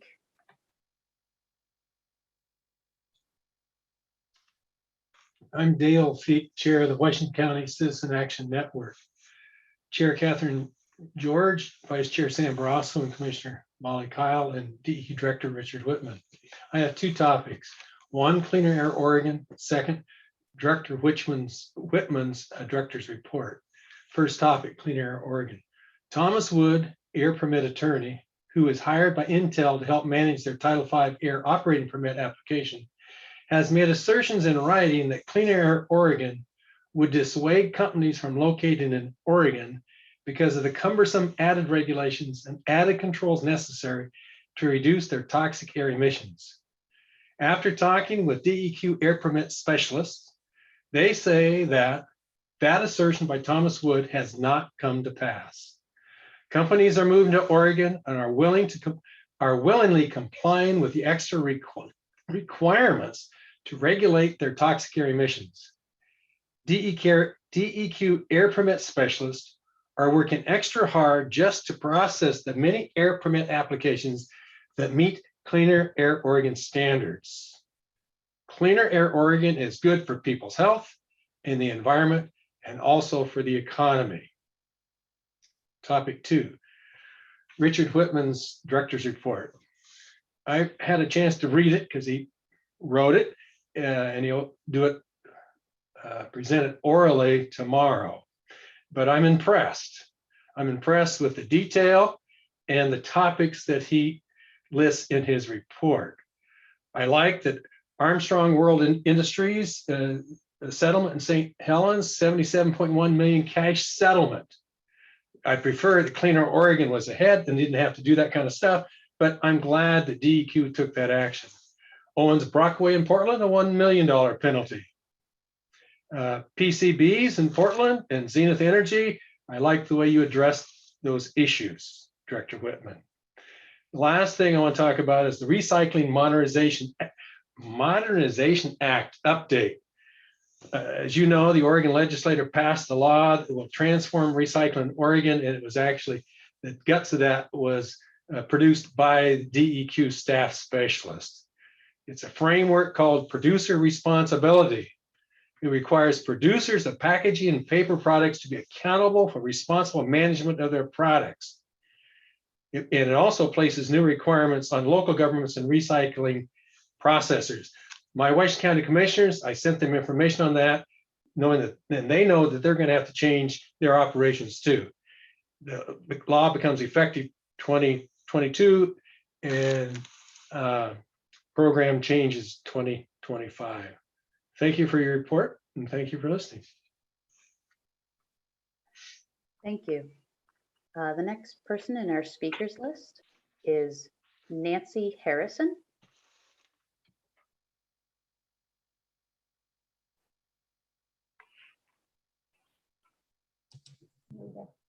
Can you hear me? Can you hear me? Yes, thank you. Yes, we can. Thank you. Okay. Okay, my name is Nancy Harrison. Thank you very much for hearing from me today. I would like to mention that a couple of the previous speakers, Betsy Herbert and Sam Knopp, mentioned items that I might otherwise have mentioned in terms of turbidity and using science. So I'm going to let those go, and I'm just going to be brief. I would like to urge the DEQ today to strengthen protections for water quality, especially with regard to industrial logging. I think we're all aware that Oregonians have been fighting for stronger protections for watersheds against industrial logging for decades. Timber interests have worked hard to silence those efforts and bury the science on the impacts of logging on water supplies. More than 24 communities have had 40% of the forests around drinking water sources cut down in the last 20 years, according to a recent analysis.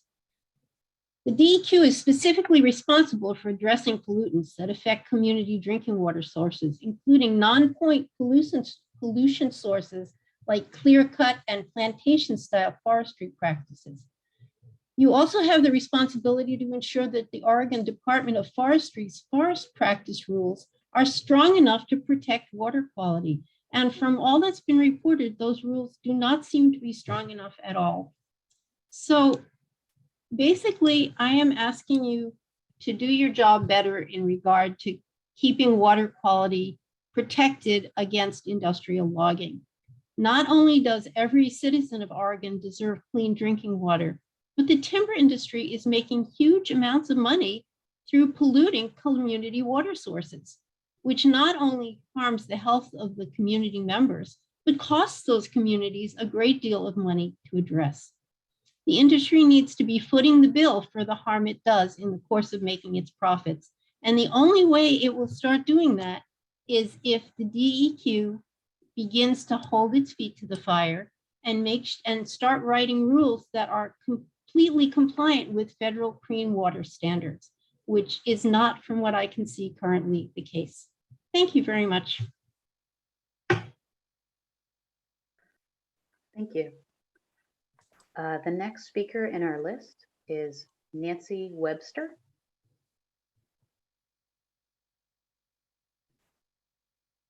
Hi, my name is Nancy Webster, and I'm from Rockaway Beach, Oregon. And thank you again for hearing our concerns across the state concerning air and water quality issues. Sam and Betsy Herbert addressed issues of drinking water and logging, and living in Rockaway for the last 10 years, I have witnessed and struggled with watching what is happening to my drinking water source. Many people living on the Oregon coast are concerned about the water quality sourced from forested areas, and I'm one of those people. We believe that these concerns are valid. Today's forest watersheds are threatened by current forest management practices and drought, heat waves, and climate change. For example, since 2003, Jetty Creek in Rockaway Beach, 1,400-acre watershed, has been 95% clear cut and sprayed. We have received, as citizens in our mail, EPA warnings about trihalomethanes. We have watched low flows in the summer, and in August of 2 years ago, the flow in Jetty Creek was 0.5 CFS. This is also listed as a salmon-bearing stream. In the pursuing years, there has been only once that DEQ was able to test the water, drinking water, in relationship to an aerial spray operation. One of the chemicals did show up in our drinking water. How do we start? What I'm asking for is that the DEQ to step up and let's first evaluate the watersheds. What would be best practices to ensure the quality and quantity of our water? How do we restore these drinking water sources and protect them to ensure that in the future there will be adequate water for all to drink? And I think water, we can't recreate it, and watching Jetty Creek in the summers become a trickle is really painful, and knowing that these communities are relying on water is happening in, up and down the coast. And I think we need to, watching that it's not just the profits of timber companies that are not the most important first value of our drinking water source. And we need to be looking at how do we make sure that what happens in the drinking watershed is prioritize drinking water first. And let's ensure that all people have Bull Run quality water in their communities. Thank you very much. Thank you. Chair George, the next person in our speakers list is Catherine Thomason.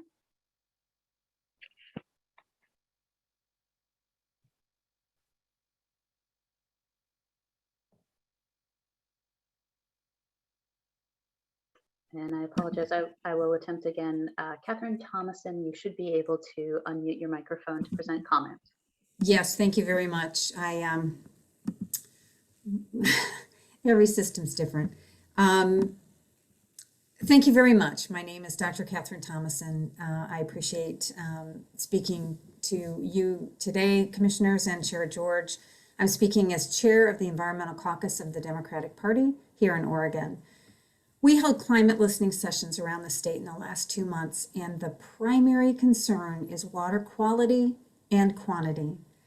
Our natural drought pattern in the summer on the western side of the state will only get worse. And from Salem to Corbett, we know how expensive treatment is when the forest system is not functional. Providing bottled water due to toxic algae blooms in Salem was terrible. This outbreak was contributed to by increased logging, warmer waters, and fertilizers. The MOU now places the responsibility for water quality squarely in the lap of DEQ, as it is by law, which is fantastic. The new private forest accord, if managed well, will now allow for water sampling after logging events and with extreme weather events and complaints on private property to identify the impacts of specific logging operations. These investigations will point to additional measures to protect water quality when the current Forest Practices Act is not sufficient to protect the public waters of Oregon. Not only did Oregon have a drought up and down the coast this year that was severe, we know that plantation growth following clear cuts can reduce stream flow by 50% in the summer. This is not being addressed, and we will look for DEQ's leadership under the MOU to work with the Department of Forestry to evaluate other actions such as reducing clear cuts and their proximity to one another, as well as the use of preferential selective logging management in at-risk watersheds. Our group is pleased to have an empowered DEQ to address the 170 at-risk public water systems identified over the last 20 years. I truly appreciate your leadership. I really appreciate your responsiveness to everyone's former concerns and comments to the initial draft MOU, and your commitment, as you stated this morning, to a continuous quality improvement management concept for the MOU, as we used to call it in healthcare. Thank you very much. Thank you. The next person in our speakers list has a display name of Green Wrench.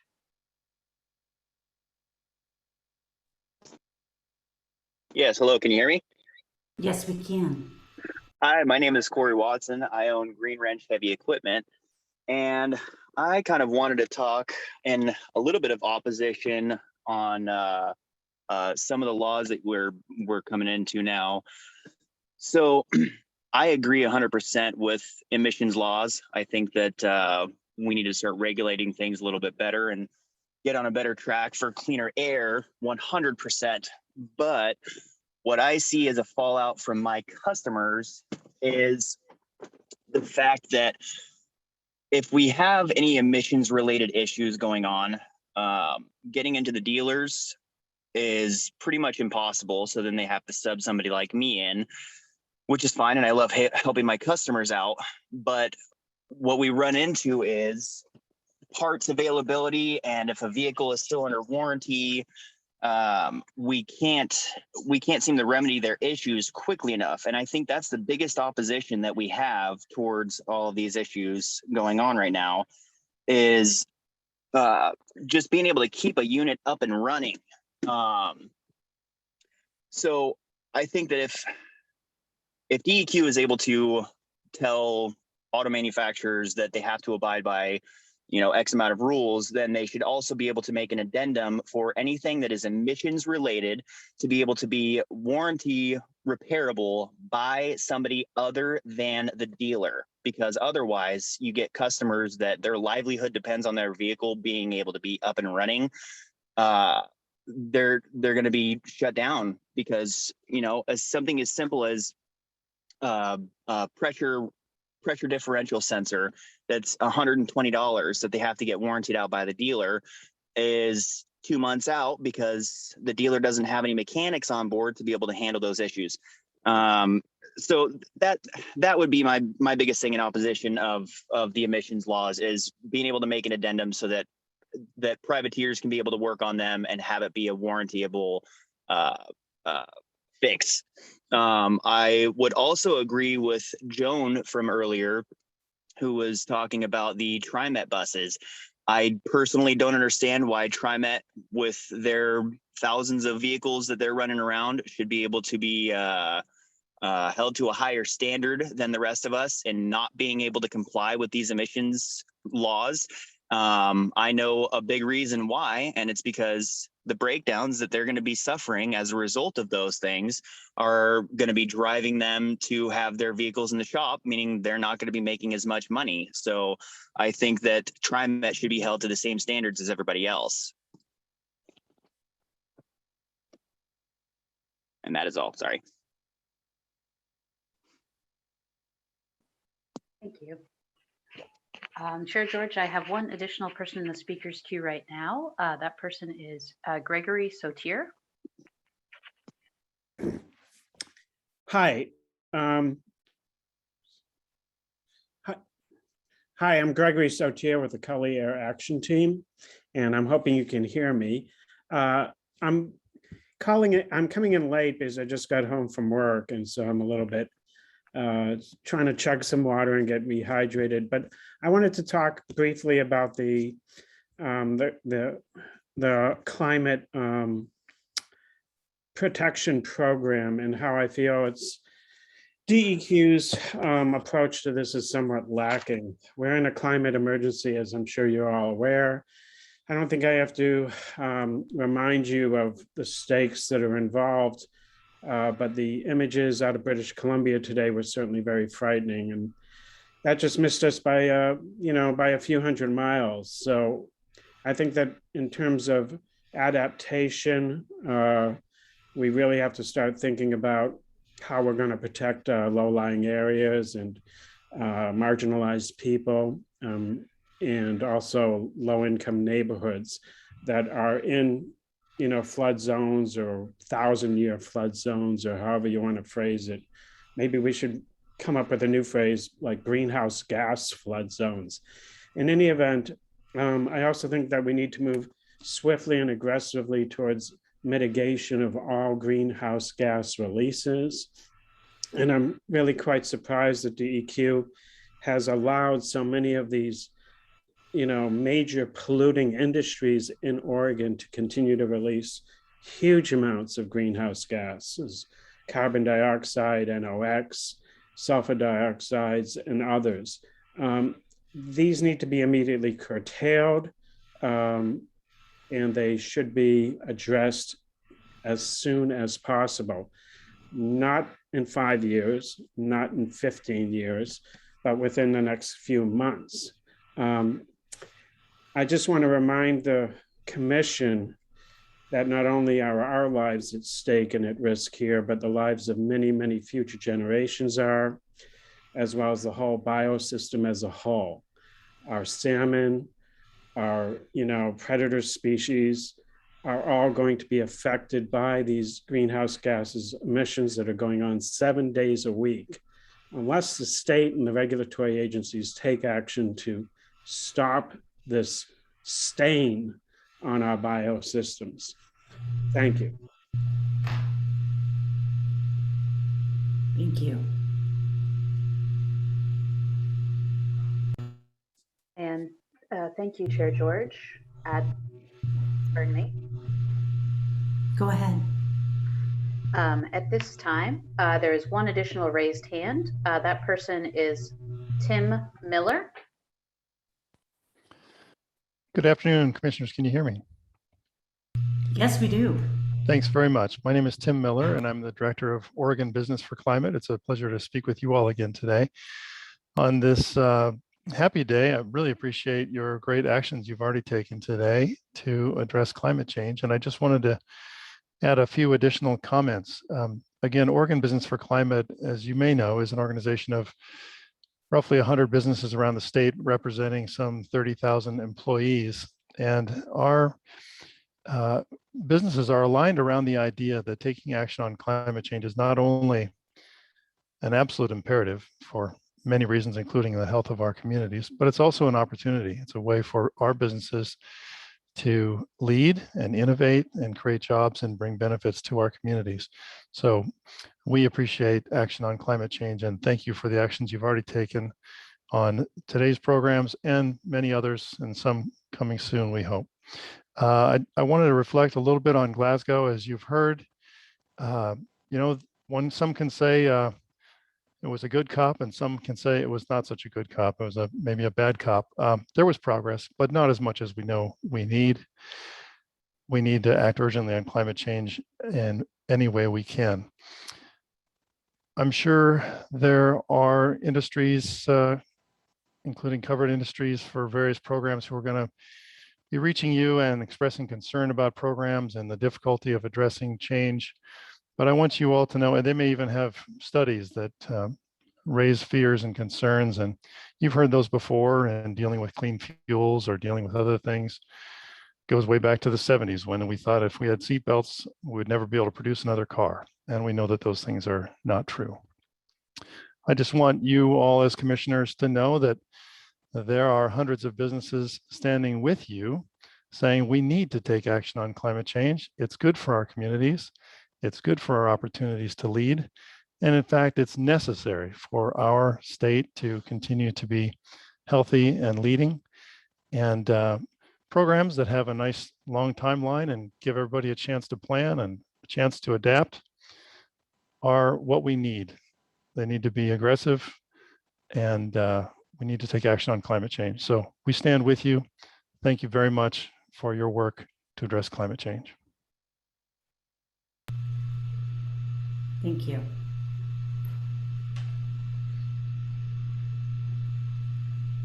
Chair George, this is Stephanie Caldera, your commission assistant. We have had one additional hand raised. And that person is Paula Thani.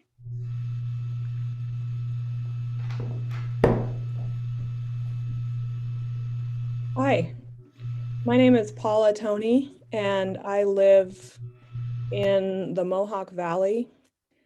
My property is just up from the Mohawk River, and I have been impacted by a massive amount of post-fire logging going on in that area.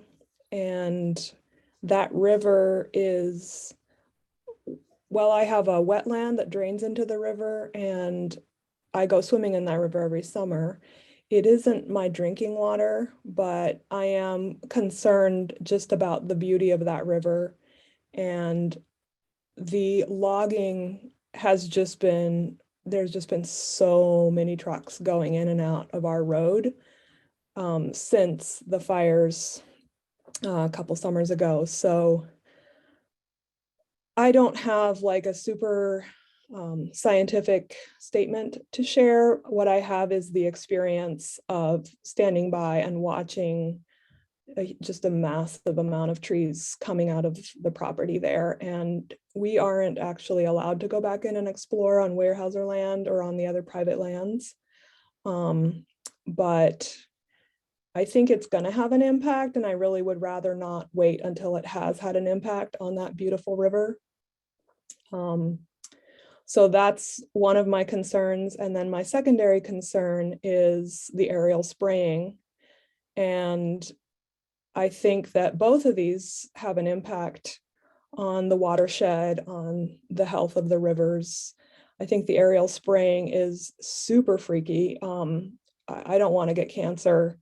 My neighbors, I have neighbors who've gotten cancer. And so the aerial spraying is a huge concern for me. I don't know if we're focusing on logging here or if aerial spraying is also part of what you guys are considering, but those are my two greatest concerns of things that would definitely need to be addressed. We just cannot continue spraying everybody and everything out there, and we can't keep logging at these horrifying rates that we have been. The noise for the humans that live on that road is just unbelievable, starting at 2 o'clock in the morning. But also the impacts to the wildlife in that river. So thank you for listening, and I hope that you can take my concerns seriously and protect the Mohawk watershed.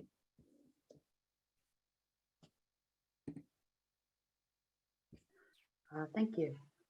Chair George, the next name in our speakers list is Nate Stokes.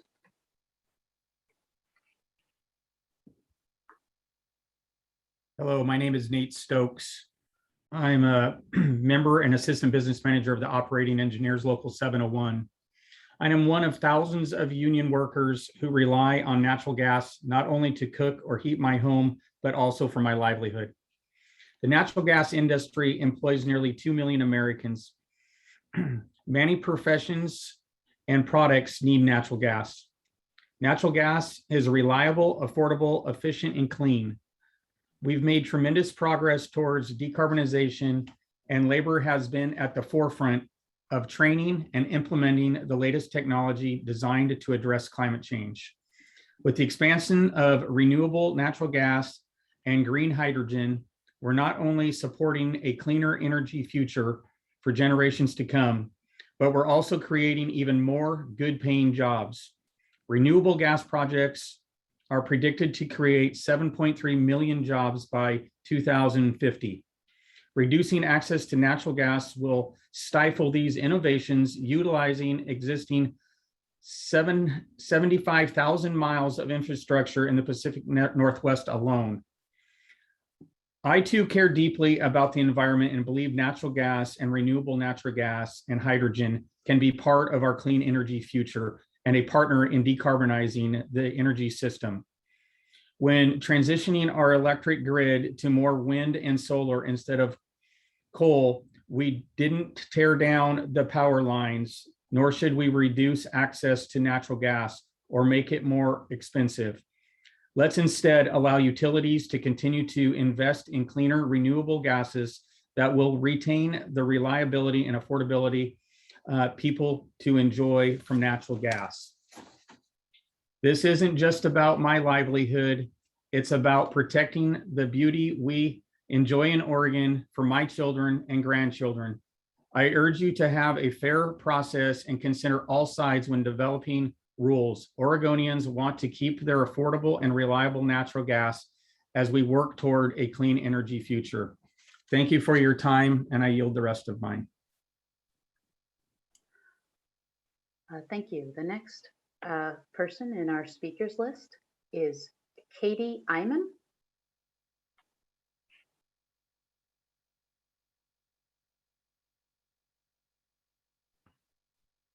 Can you, this is Katie. Oh, you're Sorry. echoing.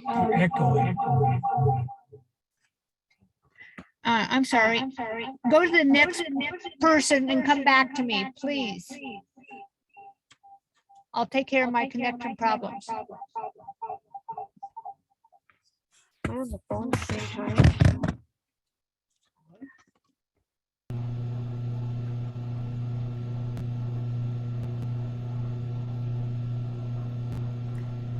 Well, I think you might be our last speaker, at least for now. So we're just going to pause. And when you think you've got that feedback resolved, you just let us know. I have it resolved now. Can you hear me? Yes, we do. Go right ahead. Okay, well, I'm so excited, and it's just so good to be with people who actually so care about living a good world, even if we can disagree on how to get there. It's just so good to be in the presence of people who actually want to have a better planet. So I want to talk about the importance of clean water and how Oregon is just known for its rain. I'm a native Oregonian. We're known for our rain. It just comes, and everybody knows Oregon rains a lot. And we have to protect that precious water as it comes through the watersheds and have it be available for drinking and nourishing us and swimming. And so it's really important that you have responsibility to take your responsibility of addressing pollutants that affect community drinking water sources. That's what the law requires of you. And so I want you to take responsibility to ensure that the Oregon Department of Forestry's forest practices rules are strong enough to protect water quality. And on that, I'd like to introduce you to a esteemed person I hope you know, Mr. Bill Bradbury. So Bill, go ahead. Hey, thank you. I just want to indicate my strong support for having the water quality rules address the impacts of logging on our water supplies, because it's real clear that we're not really getting there yet. And it's right now the Environmental Protection Agency says the rules aren't adequate enough in forest management to protect our drinking water. And it's just, we gotta protect our drinking water. It's so basic. And I would just really encourage you to do what you can to make sure that our drinking water is protected, particularly from forestry practices. Thank you. Oh, that's all I got for you, so thanks. Well, thanks to both of you, and thank you, Secretary Bradbury, for joining us. Stephanie, do we have anybody else? Chair George, this is Stephanie Caldera, your commission assistant. At this time, I see no other raised hands of people requesting to comment. The instructions to do so are on the screen. It's press the raise hand function in the reactions panel on Zoom, or if connected by phone, press *9.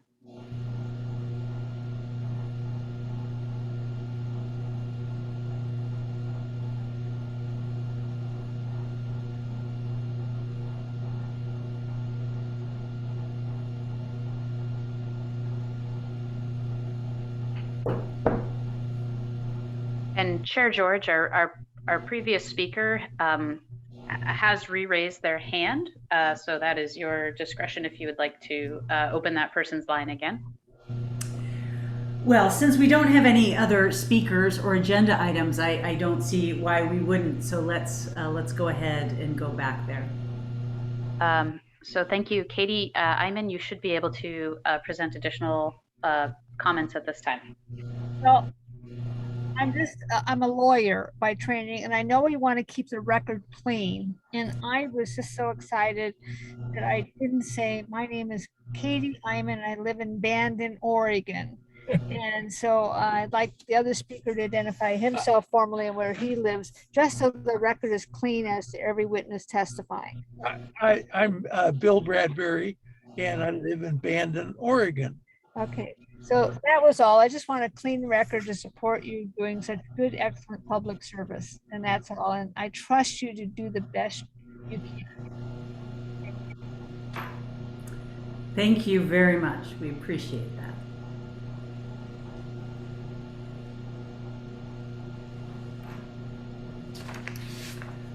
All right. Well, I am not seeing any other hands. So Director, I think our agenda for today is coming to a conclusion. Do you have any thoughts as we wrap up day one? Well, I do. Thank you, Chair George. For the record, Richard Whitman, Oregon DEQ Director. First of all, thank you, Commissioners. We're down to bare bones in terms of commission members for this meeting, and that was a lot to go through for you in terms of action items today. You got a lot done. So thank you not only to staff, but also commissioners for being part of the process and for considering the questions that were brought before you carefully and thoroughly today. Really appreciate it. A quick note on the agenda for tomorrow. While you were working diligently on your agenda today, the Oregon legislature is in interim session this week also. And one of the items before the Oregon legislature this week has been confirmation of decisions on confirmation around nominations by Oregon Governor Brown for various boards and commissions, including the Environmental Quality Commission. We have, as you know, 2 vacancies on the commission. The Oregon Senate did act this morning on the governor's nominations for EQC and approved the appointment of both Greg Addington, who is a familiar name to all of you and a prior member of the EQC.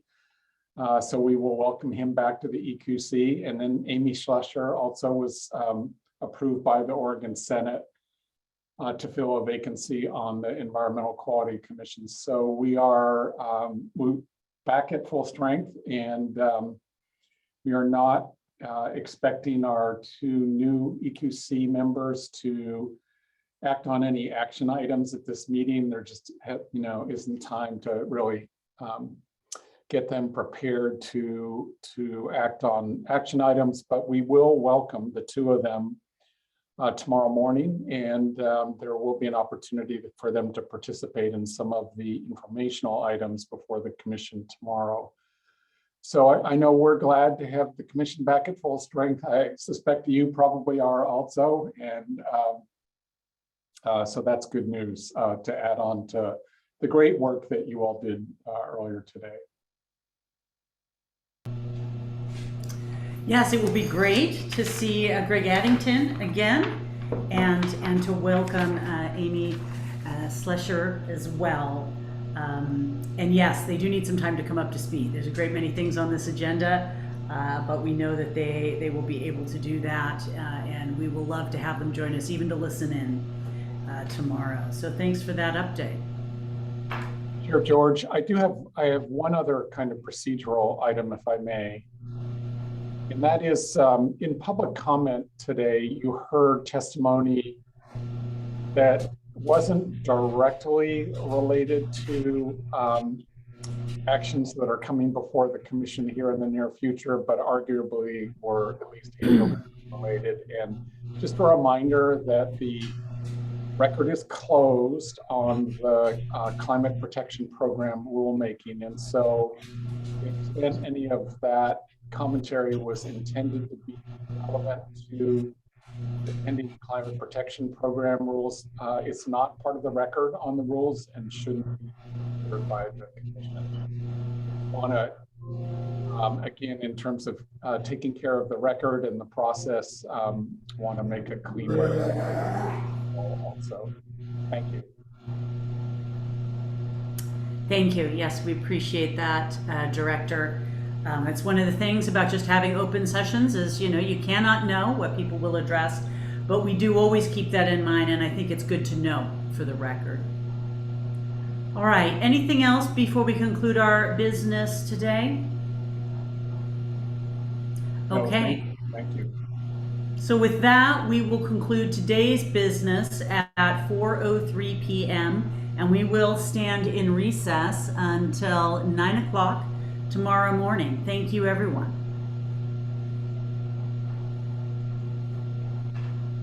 And thank you, Chair George. This is Stephanie Caldera, your Commission Assistant. At this time, we will close our recording and turn off the Zoom meeting. Thank you all. We will see you back at 9 a.m. tomorrow.